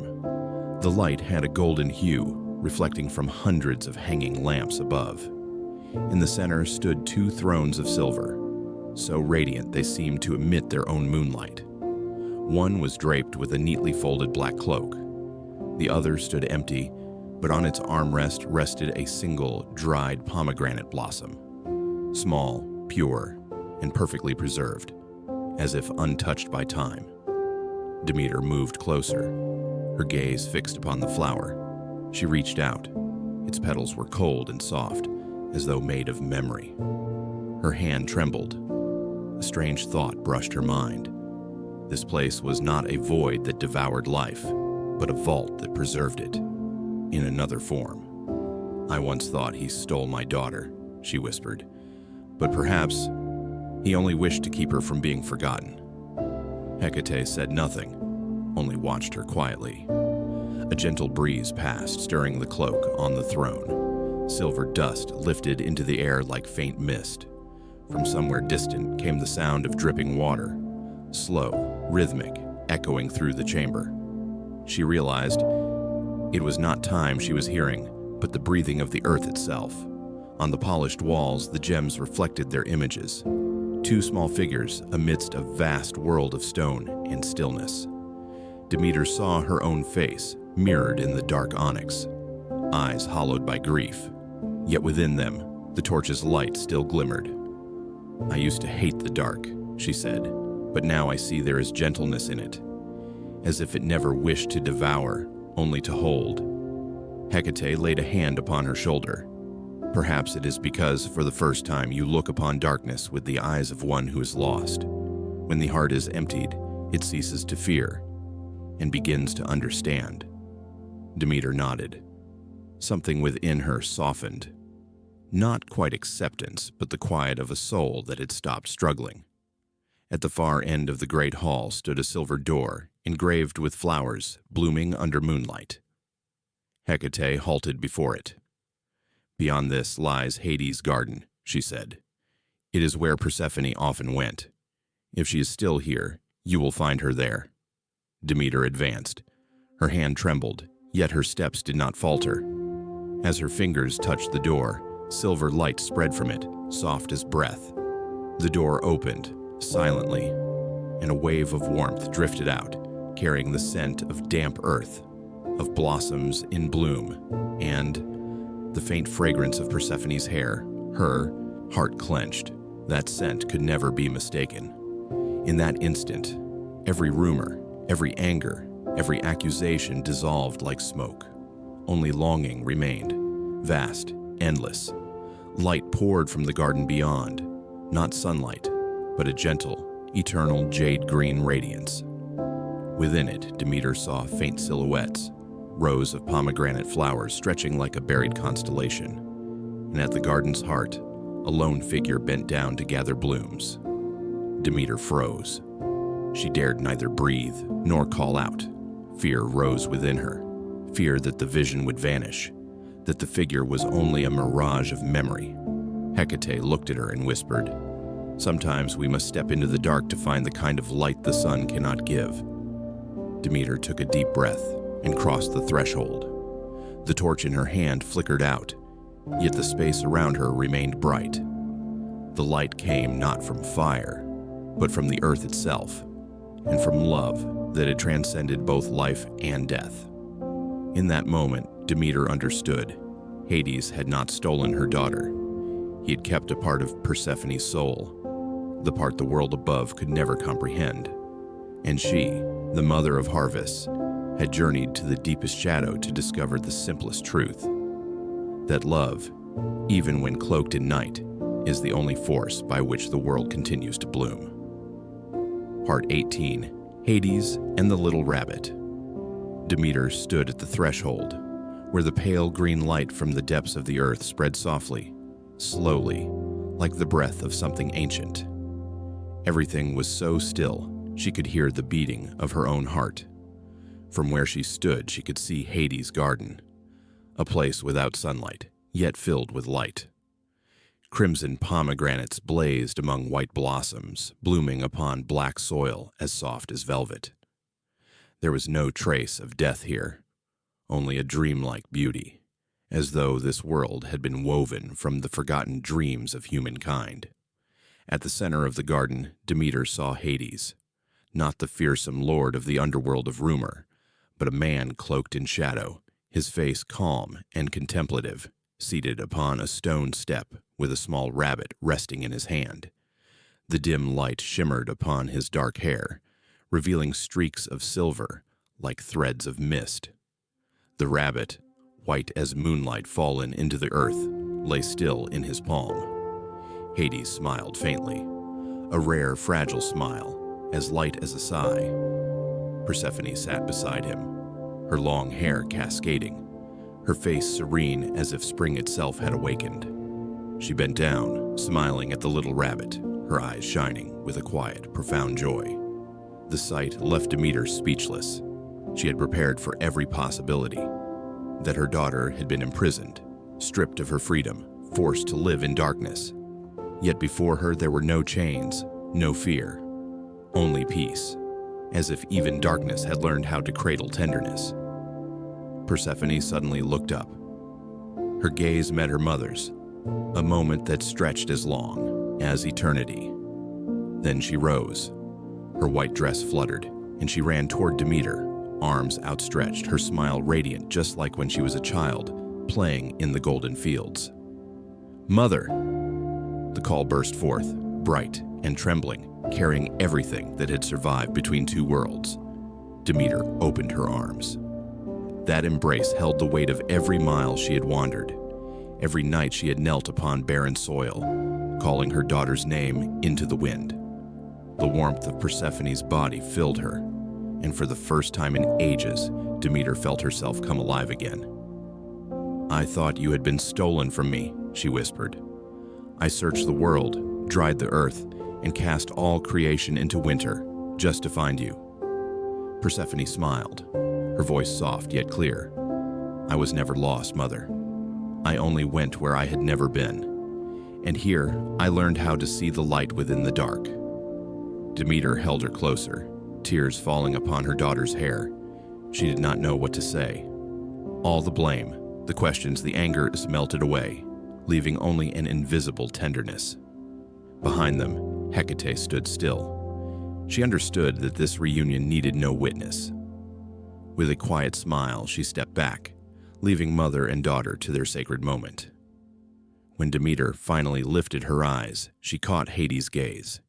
He still stood upon the stone steps, releasing the little rabbit to the ground.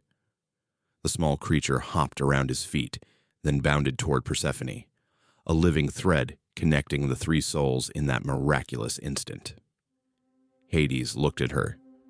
In his eyes there was no power, no defiance, only stillness, depth, and a trace of sorrow. His voice came low and steady, like the earth exhaling. "You came for the love of a mother, and I cannot fault you for that. But tell me, does this place you call the underworld truly seem as terrible as you imagined?" Demeter looked around. The green light shimmered upon the onyx walls. Everything felt calm, warm, alive. She said nothing, only watched her daughter sitting on the steps again, the rabbit climbing into her lap. Persephone laughed, a laughter so pure it softened every edge of her heart. Hades bowed his head, continuing quietly, "I did not imprison her. I only kept what chose to remain. Persephone came here not by my summons but by the call within her own heart." Demeter was silent. His words unsettled her. Could it be that even a mother's love, no matter how deep, was only one fragment of the truth? Persephone spoke, her voice as gentle as the wind. "Mother, I understand your sorrow, but this place is not only death. It is what remains of life, the part people fear to look at. Here, I'm not afraid. I'm not forgotten. I'm simply myself." Demeter looked at her daughter, then at Hades. The light from Persephone's hair reflected onto his face, and in that glow she saw something she had not expected. Love. Not the love of possession, but of two souls who had found one another in a place no one else dared to enter. The little rabbit leapt back into Hades' palm. He stroked it gently, then lifted his eyes to Demeter. "Perhaps true love is not about light or darkness," he said, "but about the power to make even the smallest creature feel safe." Persephone found that here. Demeter did not speak. She bowed her head slightly, her lips trembling. And in that silence, she understood. Sometimes love is not about bringing someone back, but learning to let them belong where their spirit feels at home, whether that place is beneath the earth, within the dark, or in a world that human light has never touched. Persephone rose and took her mother's hand. "Mother, please believe me. The light did not vanish when I came here. I only carried it to another place, so it could continue to live." Demeter nodded. Everything within her, like the thawing rivers of spring, began to melt. Hades watched the two of them, then turned away without a word. His black cloak swept softly across the stone floor, leaving behind a faint trail of light, like the silver ash of ancient stars. Hecate approached, her voice deep and warm. "You see now, Demeter, even darkness knows how to nurture gentleness. Perhaps the world is whole only when light and night exist together." Demeter said nothing. She looked up at the palace ceiling, where glowing gems shimmered like the night sky. There, she no longer saw the division between good and evil, life and death. Only one truth remained: love, the one thing that can bloom even from ashes. Deep beneath the earth, the mother and daughter sat side by side. Hades watched them in silence, still stroking the white rabbit. Around them, the darkness seemed to dissolve into light. And when Persephone smiled, Demeter finally understood that perhaps true love, the kind that brings spring back each year, was born right here, in the place she had once feared most. Part 19, Persephone's Choice. The air around them was as still as breath itself. The light from the crystals beneath the earth shimmered upon Persephone's face, rendering it translucent, radiant yet tender, like a pomegranate blossom opening in the dark. Demeter sat opposite her, her eyes still wide with wonder. She had crossed the entire world to find her daughter, through barren fields, through the desperate prayers of humankind, through the loneliness of the gods themselves. And yet, when they finally met again, what made her tremble was not fear of loss, but the realization that her daughter had become something different. A woman, no longer belonging to light alone. "You have changed," Demeter whispered, almost to herself.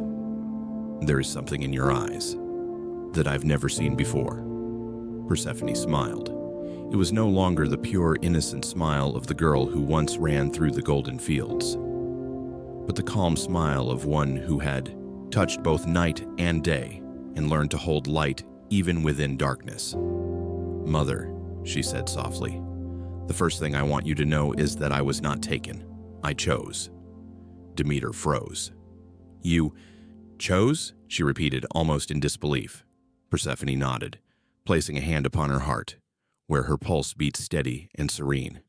"I heard the call, not from Hades, but from within myself. When the earth opened, I was not afraid. In his eyes I did not see darkness, but a vast stillness, a place where the light had never yet reached. And I wanted to understand it, to know what lies beneath the seasons you sowed." Demeter looked at her daughter, her heart rising and falling in waves: love, anger, confusion, and finally a quiet fear, the fear that her child had slipped beyond her embrace forever. "I know," Persephone continued, "you thought Hades took me, but he only opened the door I was already ready to walk through. Here, I'm not imprisoned. I listen to the voice of the earth, of souls, of life itself in its unseen form. Mother, I have learned, no seed can ever sprout unless it has first buried itself in darkness." Demeter fell silent. That image, a seed buried in soil, made her heart quiver. She, who had taught her daughter how to plant seeds, suddenly realized she had never truly understood what that meant. "You mean," she said quietly, "that darkness too is part of life?" Persephone nodded. "I've seen the souls here, Mother. They are not punished. They are resting. Beneath all loss, life still grows. In your world, spring blossoms and fades. But here, the seasons do not pass. They deepen, they endure. I wish to belong to both, to life and to death, to departure and return. I want to be the bridge, not the boundary." Demeter bowed her head. Tears fell silently, but they were no longer tears of despair. They were light, like the first rain of spring.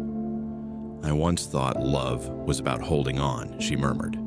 "But perhaps true love is allowing you to choose." Persephone clasped her mother's hand, squeezing gently. Her voice flowed like wind through leaves. "I am still your spring, Mother, but I am also winter, the night of the earth, where all things rest before they rise again. I have not abandoned the light. I have carried it deeper, so that what seemed dead may find its way back to life. Demeter looked at her daughter for a long time. In the still glow of the onyx palace, Persephone seemed ripened. No longer young, no longer belonging only to joy. There was in her both the tenderness of a newly opened flower and the steadiness of a seed that had ripened to fullness. "You are no longer my little girl," Demeter said softly. "You have become a child of both worlds." Persephone smiled. "And I am grateful you let me go. Because of that, I have learned life does not exist only where the sun rises. Even in the cold heart of the earth, if love is present, the seed will grow." A gentle breeze passed through, carrying the scent of pomegranates and moist soil. From afar, Hecate watched silently, without interference. The light glimmered upon her hair like a hidden torch, illuminating the quiet understanding between two generations of goddesses. Demeter brushed her daughter's hair, her hand trembling. "I used to fear the dark would devour you," she said. "But now I see it was the darkness that helped you grow. Perhaps I must learn to love you anew, not through protection but through trust." Persephone lifted her gaze, her smile tender as the moon. "And I, Mother, must learn to love you differently too, not only as the goddess of harvest, but as the one who taught me that even loss can bloom." They fell silent, hearing only the beating of their hearts. It was as if the entire underworld held its breath. Then Persephone spoke, her voice clear as a spring. "Mother, I will return to the surface when the time comes, but I will also come back here. I belong to both, to the place where you sow and to the place where seeds sleep. When I leave, let the earth rest. When I return, let it bloom. That is our promise." Demeter smiled, tears glistening in her eyes. "A promise between light and darkness," she said. "Between mother and daughter, between two halves of the same soul." Persephone nodded, then bent down and placed a handful of soil into her mother's hand. "Keep it, Mother. Within it there is me, and there is spring." Demeter closed her hand around the soil. It was warm and soft, as though she were holding a beating heart. In the deepest chamber of the earth, beneath walls of glimmering onyx, mother and daughter sat side by side, no longer divided by godhood or mortality, by life or death. Only the silence of love remained, a silence vast enough for the world to begin anew. And in that moment, Demeter understood. Every seed must pass through the long night of the earth to be reborn, just as every love, to become immortal, must learn to release, so the beloved may choose their own path.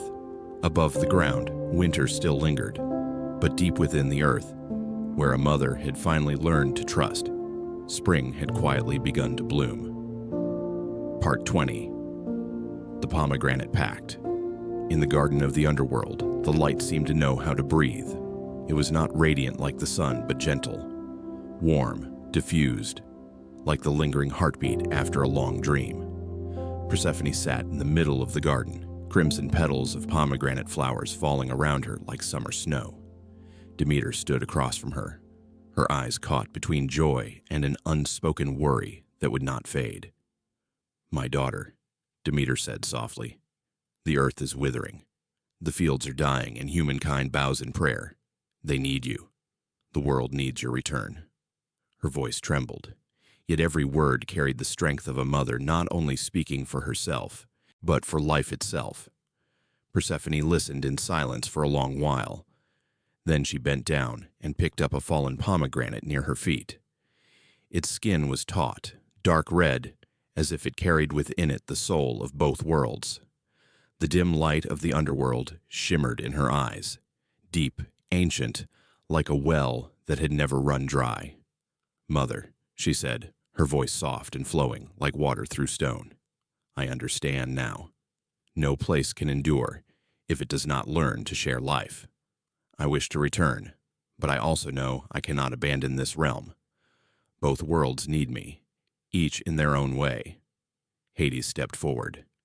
He was silent as always, his cloak brushing across the onyx floor, leaving a sound as faint as breath. His eyes, deep as a starless night, followed Persephone without a word. Demeter looked at him, then at her daughter. In that moment she understood. Love was no longer something to possess, but something to balance, like earth and sky, like light and darkness. Persephone held the pomegranate in her hand. "Then let me become the bridge, mother," she said. "Half the year I shall return to the earth with you, so flowers may bloom and harvests may sing. The other half I will remain here, to keep the darkness from turning into despair. Only then will the world know that even in loss there is renewal." Demeter stood still, both aching and filled with awe. "But how?" she asked. "Will you make this true?" Persephone looked down at the pomegranate and smiled, serene and resolute. "I will eat its seeds, so the promise will not drift in the wind, but live within my own flesh." She broke open the fruit. The sound was soft, yet it echoed through the entire garden, like the earth itself exhaling. The seeds, glistening like rubies, filled her palms with light. Under the dim glow, they shimmered like tiny stars. Hades watched her. For the first time, something stirred in his eyes, a rare tremor reserved for the sacred. He said nothing, not stay, not go. He only bowed his head. Persephone lifted her hand and ate each seed slowly. 1, 2, 3. By the 6th, she stopped, smiling. 6 seeds, she said. 6 months. Each seed a season, each season a vow. 6 months in shadow, 6 months in light. So the world remembers that even when the earth sleeps, life is still breathing below. Demeter's eyes filled with tears. Each seed was red as her own heart, like the pain of separation transformed into something holy. "My child," she whispered, "you no longer belong only to me. You belong to both halves of the world." Persephone clasped her mother's hand, warm, soft, steady. "No, mother, I am still yours. Only now I understand that love cannot live in light alone. It must also learn to breathe in darkness." From afar, Hecate, the silent witness, stepped forward. She smiled, her voice floating through the air like a breeze. "Then from this day forth, heaven and earth shall be bound by the heartbeat of the daughter. When Persephone is above, the world will bloom with life. When she descends below, the land will rest, preparing for what's to come. This is the balance of the cosmos, the covenant of love." Demeter nodded. She looked at Hades, once feared as the lord of death, and for the first time she saw in him a different kind of light, the light of gratitude. He spoke softly, his voice resonating like a prayer. "I will not hold her with chains, but with reverence. Each time she returns to the surface, I will let the world rejoice. And when she descends again, I will open the earth and greet her with silence." Demeter replied, her voice barely above a breath. "And I, each time she departs, will let the world rest. For I know that spring will rise again with her." The three stood in the glowing red garden of the underworld. The light from the crystals above fell like gentle rain. Persephone, her hand stained faintly with the color of pomegranate seeds, shone like a lamp lit by both sunlight and shadow. And then, the earth seemed to exhale. A new wind stirred, soft, pure, carrying the scent of flowers and the pulse of returning life. Persephone turned to Hades and said softly, "True love does not demand possession. It seeks a way for both halves to exist together." Hades smiled. "And I," he said, "will learn to love through silence." Demeter stepped closer, resting her hand on her daughter's shoulder. "From now on, spring will belong not only to the earth," she said, "but to the hearts of humankind. They will see you in every blossom and remember you when the fields sleep." Persephone nodded gently. In her eyes, light and shadow merged into one. "I will go, and I will return, mother, never lost, only transformed, like the pomegranate seed that falls to the earth, dying only to be reborn as a new season." From the deepest place in the world, Demeter watched her daughter ascend and understood that a new age had begun, an age where love was no longer possession, but rhythm, where separation was not an end, but the pulse of return. And as Persephone stepped upon the stone stairway, the whole underworld glowed faintly. Above, the snow was melting. The wind carried the first warmth of spring.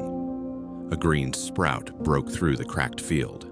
From that day on, humankind called it spring, the season of return, the season of promise between mother and daughter, between light and night, between life and death. And in Demeter's heart, the 6 crimson seeds were no longer memories. They were the heartbeat of the universe itself, the rhythm of a love that dares to leave so that it may return, more radiant than ever. Part 21. The Wedding of the Underworld. No one remembered exactly when that night began. In the depths of the earth, time did not move as it did above. It stretched and folded upon itself, like the breath of the cosmos slipping into sleep. But tonight, even the underworld seemed awake.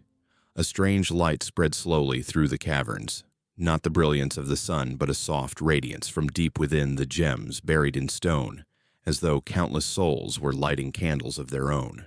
Tonight there was a wedding in the underworld.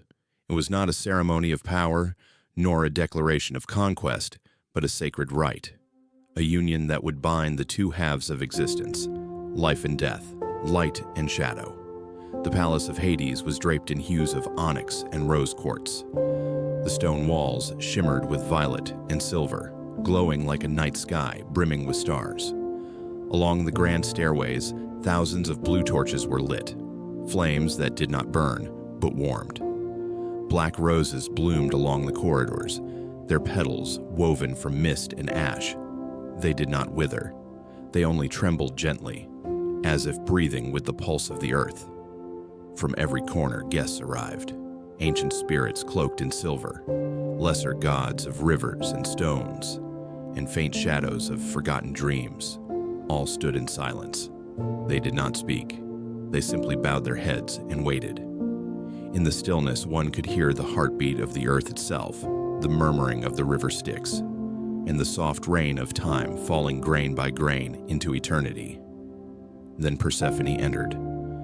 There was no music, no applause, only a sudden beam of light following her steps. Her gown was as black as the night, yet the silver threads embroidered along its edge shimmered like moonlight on water. Wherever she walked, small sparks of light bloomed beneath her feet. Moss unfurled and wildflowers awoke. In her hands, she held a bouquet woven from dry pomegranate branches, dotted with crimson blossoms, the flowers of memory and promise. The underworld had no wind, yet tonight, something unseen brushed softly through her hair. At the far end of the hall, Hades waited. He wore a long cloak that swept the floor, his eyes deep as a sky that had forgotten dawn. But when Persephone drew near, a new light appeared in his gaze. Not brilliance, but tenderness. It was as if he was seeing for the first time in 1,000 years of solitude that love could bloom even where the sun had never touched. Demeter was the last to arrive. Her gown shimmered with the color of ripe wheat, golden threads glowing like sunlight carried from the mortal world.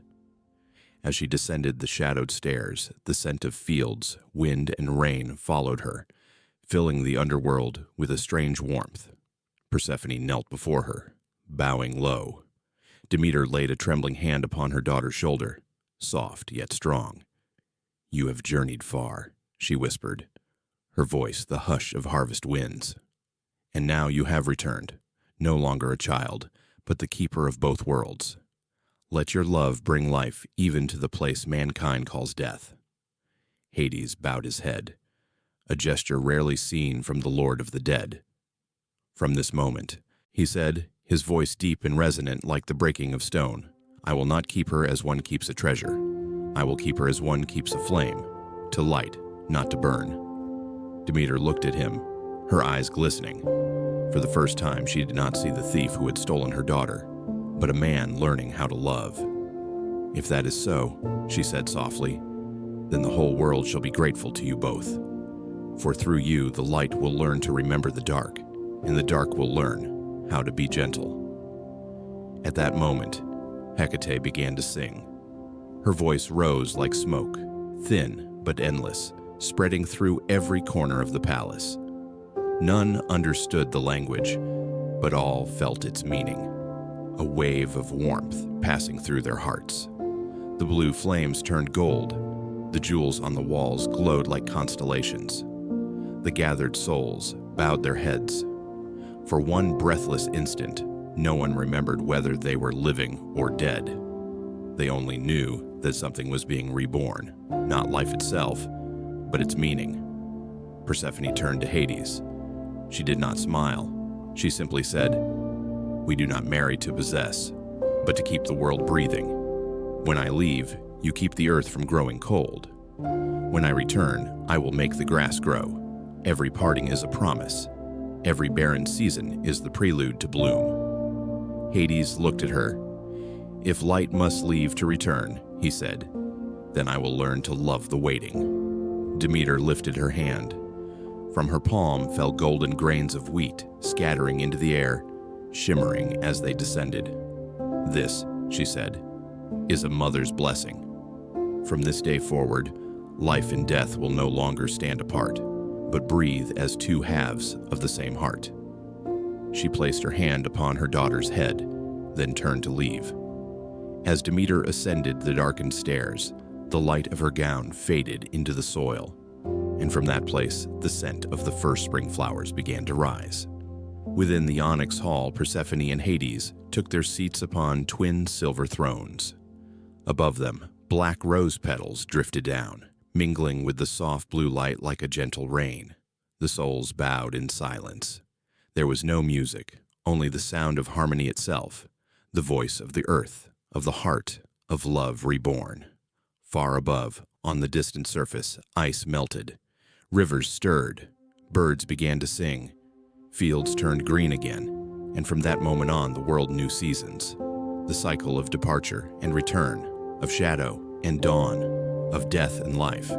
People say that each spring Persephone rises from the underworld, carrying the scent of flowers and the light of rebirth. But the truth is, spring does not only return from the depths of the earth, it returns from her very heart, where love learned to blossom even in the dark. Part 22. The Birth of the Four Seasons. When Persephone rose from the depths of the earth, there was no thunder, no flash of light to herald her return. The world simply trembled softly and then awoke. From the cracks in the ground, warmth began to flow, like the blood of the earth stirring once more. The scent of fresh soil mingled with that of young blossoms, damp, sweet, alive, drifting through branches, over rooftops, and into the dreams of those still asleep. Demeter stood on a hilltop, her hand gripping the handle of her sickle, though her heart had already melted. From afar, she saw her daughter, Persephone, wrapped in a cloak as soft as morning mist, walking through the tender wind and across the fields reborn. The light did not fall upon her. It radiated from within her, as though the sun itself had learned to rise from her footsteps. Demeter said nothing. She ran to her, gathering her child in her arms as though she had waited 1,000 years just to breathe that air again. This embrace no longer held the panic of a mother's first loss. It was the breaking open of a heart that had walked through both grief and understanding. "You've come back," Demeter whispered. Persephone smiled. "I never truly left, Mother. I was only resting, where the earth needed to rest." Demeter stepped back to look at her daughter. Persephone's hair still carried the fragrance of the underworld, the scent of moss, of dried pomegranate seeds, of a silence as deep as night. Yet her eyes were as clear as a spring, bright as dawn. Demeter took her hand, and together they walked across the fields. Wherever they passed, the grass grew thicker, the wheat rose higher. Each step of Persephone seemed to awaken the seeds still dreaming beneath the soil. The wind carried their laughter through the world, making branches tremble, coaxing flowers to bloom in nameless joy. Mortals did not know why. They only saw that after long months of darkness, the light had returned. Birds flew again, streams began to sing, and the wheat stretched toward the wind. They called it spring, the season of return. For 6 months, Persephone remained above. With her mother, she sowed seeds, harvested grain, and taught humanity to honor the rhythm of life itself. The earth turned green, fruits ripened gold, and the skies shone as if bathed in happiness. Demeter smiled as she watched her daughter, thinking that perhaps the world needed no greater miracle, only the presence of love. But one day, when the sunlight softened and the leaves began to turn, Persephone looked southward, toward the first breath of cold wind, and said quietly, "It's time for me to go." Demeter did not protest. She knew this farewell was part of the pact, yet knowing did not ease the ache. Her heart clenched, like soil before the plow. "You will return, won't you?" Persephone nodded gently. "Every year, as promised. When you see the first flower open to the spring breeze, you'll know it's me, touching the world again." Demeter held her long and tight. As Persephone descended once more into the earth, even the sun seemed to slow. The wind hushed. The grass bowed its head. The world fell silent, not in sorrow, but in reverence, listening to the heartbeat of the soil. And so, when Persephone left, autumn arrived. Leaves fell, fruits ripened, and the world exhaled, heavy yet peaceful. People harvested and stored their grains, and within each kernel, the echo of spring remained. When she reached the underworld, winter began, not as death, but as the long sleep of the earth. Frost covered the land, trees stood bare, but beneath the surface, millions of seeds dreamed. They dreamed of sunlight, of song, of Persephone's hand touching them awake. Demeter walked across the barren fields, no longer in despair. She had come to understand that winter was not an enemy, but a guardian. She knew her daughter still dwelled below, keeping the world from being forgotten. Then one morning, as the snow began to melt, she heard a faint crack from the ground. She knelt and saw the first green sprout pushing upward. Tears welled in her eyes, for she knew Persephone was returning. From that moment, the 4 seasons were born. When Persephone rises, spring arrives, all things awaken, and the world fills with hope. When she remains above, summer reigns. Life bursts into fullness, radiant and abundant. When she descends, autumn comes, the earth softens, learning to let go. When she dwells below, winter falls. The earth rests, preparing for another beginning. No season is an ending. Each is a reminder that to truly live, we must embrace the cycle of loss and finding, growth and stillness, meeting and parting. Each time Demeter looks upon the earth, she sees her daughter everywhere. In the early daisies, in the golden grain, in the dewdrops clinging to leaves. And Persephone, from the depths below, still hears her mother's voice. In every rainfall, every whisper of wind, every rustle of trees. Their love became the heartbeat of the world, one half pulsing in light, the other in shadow. And thus, from the story of a mother and her daughter, the world learned how to breathe. Every winter, humanity no longer feared the cold, knowing it was only sleep. And every spring, they remembered a promise that had never been broken. The promise of Persephone, the promise of Demeter, that love, even through death, will always find its way back, bloom again, and begin anew. Part 23, The Lesson of Rest. At the gate of the underworld, the light from the world above blended with the darkness of the deep earth, forming a thin, gentle band of glow, like a thread separating 2 breaths, one of life and one of rest. Persephone stood there, in her soft black cloak, her face luminous, as if the darkness itself were shining through her skin. Demeter approached slowly, step by step, carrying with her the warmth of the sun and the scent of ripened wheat. They remained silent for a long while. From afar, the river Styx flowed steadily, its sound like the dripping of time itself. The world seemed to hold its breath, waiting for this moment. A farewell, but no longer a tragedy. "You're leaving then?" Demeter asked softly, though she already knew the answer. Persephone smiled. "Yes, mother. I must return to the place where all things rest, where the soil and the seed sleep together. You know, rest is also a part of life." Demeter frowned gently. She looked at her daughter and felt something stir within. Not resistance, but the quiet unease of one who has lived too long only in the light. "Rest is also life," she repeated. Her voice drifted like wind over empty fields, wistful, uncertain, tinged with fear. "I have walked with the seasons for ages. Every grain, every flower has needed my hands to rise. If I stop, will life itself not cease?" Persephone took her mother's hand, calloused, warm, steadfast, the hands that had made the whole world bloom, yet had grown so weary. "No, mother," she whispered, her voice soft but resolute, carrying the certainty of one who has seen what others avoid. "Life does not stop. It only changes form, like a seed lying still in the soil, like the night embracing the day. You think it is an ending, but truly, it is only the world's slower breath." Demeter looked into her daughter's eyes. The reflected light there made her realize something. A quiet transformation had taken place. The child who once smelled of wildflowers now carried within her the stillness of the deep earth. In her, spring and winter had become one, light and shadow intertwined. A lesson only those who dared walk through darkness could ever understand. "I fear silence," Demeter said. "When the world grows quiet, I can hear the emptiness inside me." "No, mother," Persephone replied. "When the world grows quiet, that is when it is listening to itself." They sat together on the stone steps, where the light of the surface faded into the darkness below. Persephone bent down, scooped up a handful of soil, and let it slip slowly through her fingers.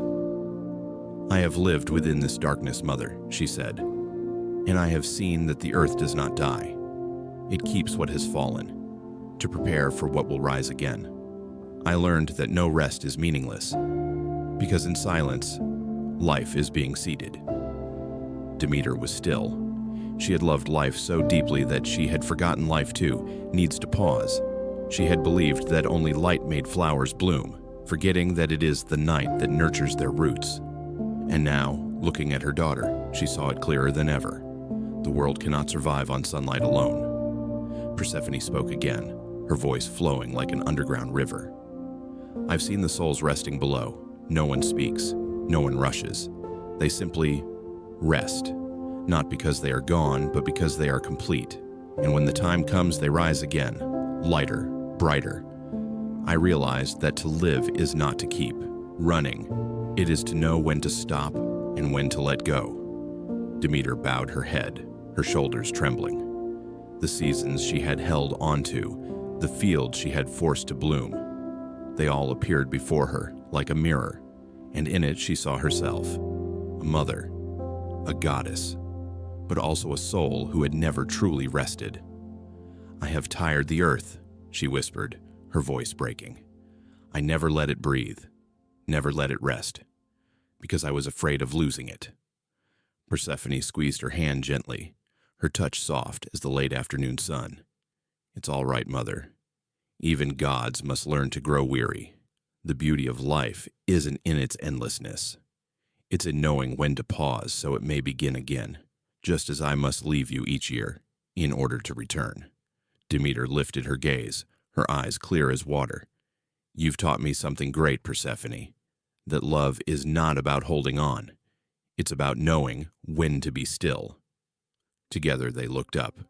Above them, the surface shimmered faintly, as though golden dust was falling from the sky. It was the light of dusk, the brief, perfect moment where day and night meet, belonging to neither, yet whole in its beauty. "I will go," said Persephone, "but don't be sad, mother. When the earth lies silent, trust that it's preparing to awaken. When people stop singing, know that they're listening to the rhythm of their own hearts." Rest is not loss. Rest is how the world breathes again. Demeter nodded. For the first time in her immortal life, she no longer felt parting as a fracture.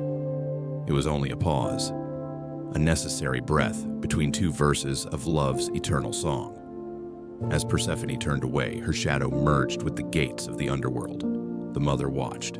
No tears this time, only a smile, light as the wind after harvest. And when Demeter returned to the surface, she let the fields lie still. No sowing, no tilling. She simply walked through the empty plains, listening to the wind, and felt, for the first time, a quiet peace blooming within her, because she had finally learned that even the earth, and the heart of a mother, must know how to rest. And that was the lesson Persephone left for the world, that rest is not the end of life, but the way life is reborn, deeper, steadier, and infinitely gentler. Part 24. Epilogue. Soften and sleep. As Persephone slowly descended the stone steps into the depths of the earth, the world above seemed to hold its breath. The sun bowed low, pouring out the last golden light of the season onto the fields. Everything became gentler, the wind quieter, the falling leaves lighter, as though the sky itself wished to send her off in silence. Demeter stood on the hillside, watching her daughter's shadow fade into the dusk. This time, she did not cry. Her tears had been shed for all the past seasons, when she still believed that separation meant loss. Now, she understood that some departures are not endings, but merely another way of returning. She turned back and walked toward the old olive tree. Beneath its wide branches, the light had turned golden, shimmering like threads, stitching the torn sky together before night fell. Demeter sat down, resting her hands upon the earth, feeling the subtle pulse still beating deep below. That warmth reminded her that even though Persephone had gone, the world still lived, and that this resting, this stillness, was what allowed life to continue. She exhaled softly, a long, deep breath, like the earth breathing after rain, the scent of soil, of dry leaves, of fields already harvested, mingled into a warm, tranquil fragrance, the scent of letting go. "You have taught me how to rest," she whispered, half to the wind, half to herself. Above, the sky turned to a deep indigo. The last birds drew soft curves through the air before disappearing southward. Demeter lifted her gaze, seeing that empty space, and felt no loneliness. Instead, her heart filled with a tender stillness. Not loud, not sorrowful, just a wide silence into which everything within her could dissolve. In her youth, she had thought that life was an endless rhythm of motion, to sow, to bloom, to harvest, to grow. But now, beneath the olive branches, she understood that life also had another face. The face of rest, of quiet, of trust that the soil must sleep to be reborn. She leaned back, her body touching the earth. The breeze drifted softly through her hair, letting a few strands fall across her forehead. Above her, the leaves intertwined to form a dark green ceiling glimmering with the new light of stars. The sound of crickets in the grass, of water dripping in the distance, all blended into one gentle lullaby sung by the earth itself. Within her, everything softened. The years of loss, the barren seasons, the anger that once made the land wither. Now, all of it felt like thin layers of soil lying quietly beneath her hands, waiting to be renewed. Demeter closed her eyes. Behind her eyelids, she saw her daughter's face, Persephone's smile, still radiant as the day she first took Hades' hand, proud and serene. And Demeter understood, love does not live in holding on, but in trusting. Somewhere deep below, Persephone too was beginning her journey. She walked through the shadowed halls of the underworld, lighting one small lamp after another, touching weary souls with her gentle hands. With every step she took, a soft light spread, like spring creeping through winter, unhurried, without brilliance, but profoundly present. Demeter smiled faintly. She no longer needed to see her daughter, for she could feel her presence in the soil, in the wind, in every slow heartbeat of the world. Night had fully arrived.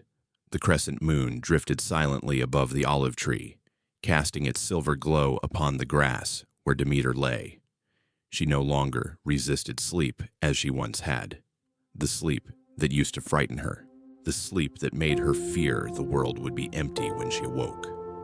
Now she understood. Within that sleep, the earth learns to breathe, the seed learns to awaken, and her heart learns to be at peace. A gentle breeze passed by, carrying the scent of moss and pomegranate. Demeter smiled, knowing it was a sign. Persephone had arrived safely. "You have returned to the earth," she whispered, "and I'm returning to myself." Above, the stars grew denser. Their light spread across the sky, as if someone were lighting 1,000 tiny lamps to lull her to sleep. The song of insects merged with the hum of the wind, all joining in one refrain: rest, breathe, be still. And within that lullaby, Demeter drifted into sleep. Her face softened, her lips curved into a faint smile, light as the morning mist. There was no worry, no fear, only the tender acceptance of one who has come to understand the rhythm of the world, that everything has its own season, love, sorrow, and rest alike. The fields below slept with her. The earth slept, the rivers slept, the forest slept. The whole world entered its great slumber, like a child curled in the arms of its mother. No one was afraid anymore, for everyone knew that when they awoke, spring would return, Persephone would rise again, and life would begin anew. That night, beneath the olive tree, Demeter slept, not out of exhaustion, but out of peace. And if you are listening to this story now, perhaps you too can feel what Demeter came to know, that rest is not the end, but the way the world prepares for its next beginning. Let your breath slow, let your mind drift, like the soft wind across a nighttime field. Out there, Persephone has descended, and Demeter sleeps beneath the tree. And you, the listener, may also let yourself go, to let sleep find you, as a gentle blessing the world offers to every weary soul. Be still, breathe, for even now, within your sleep, a new season is quietly beginning.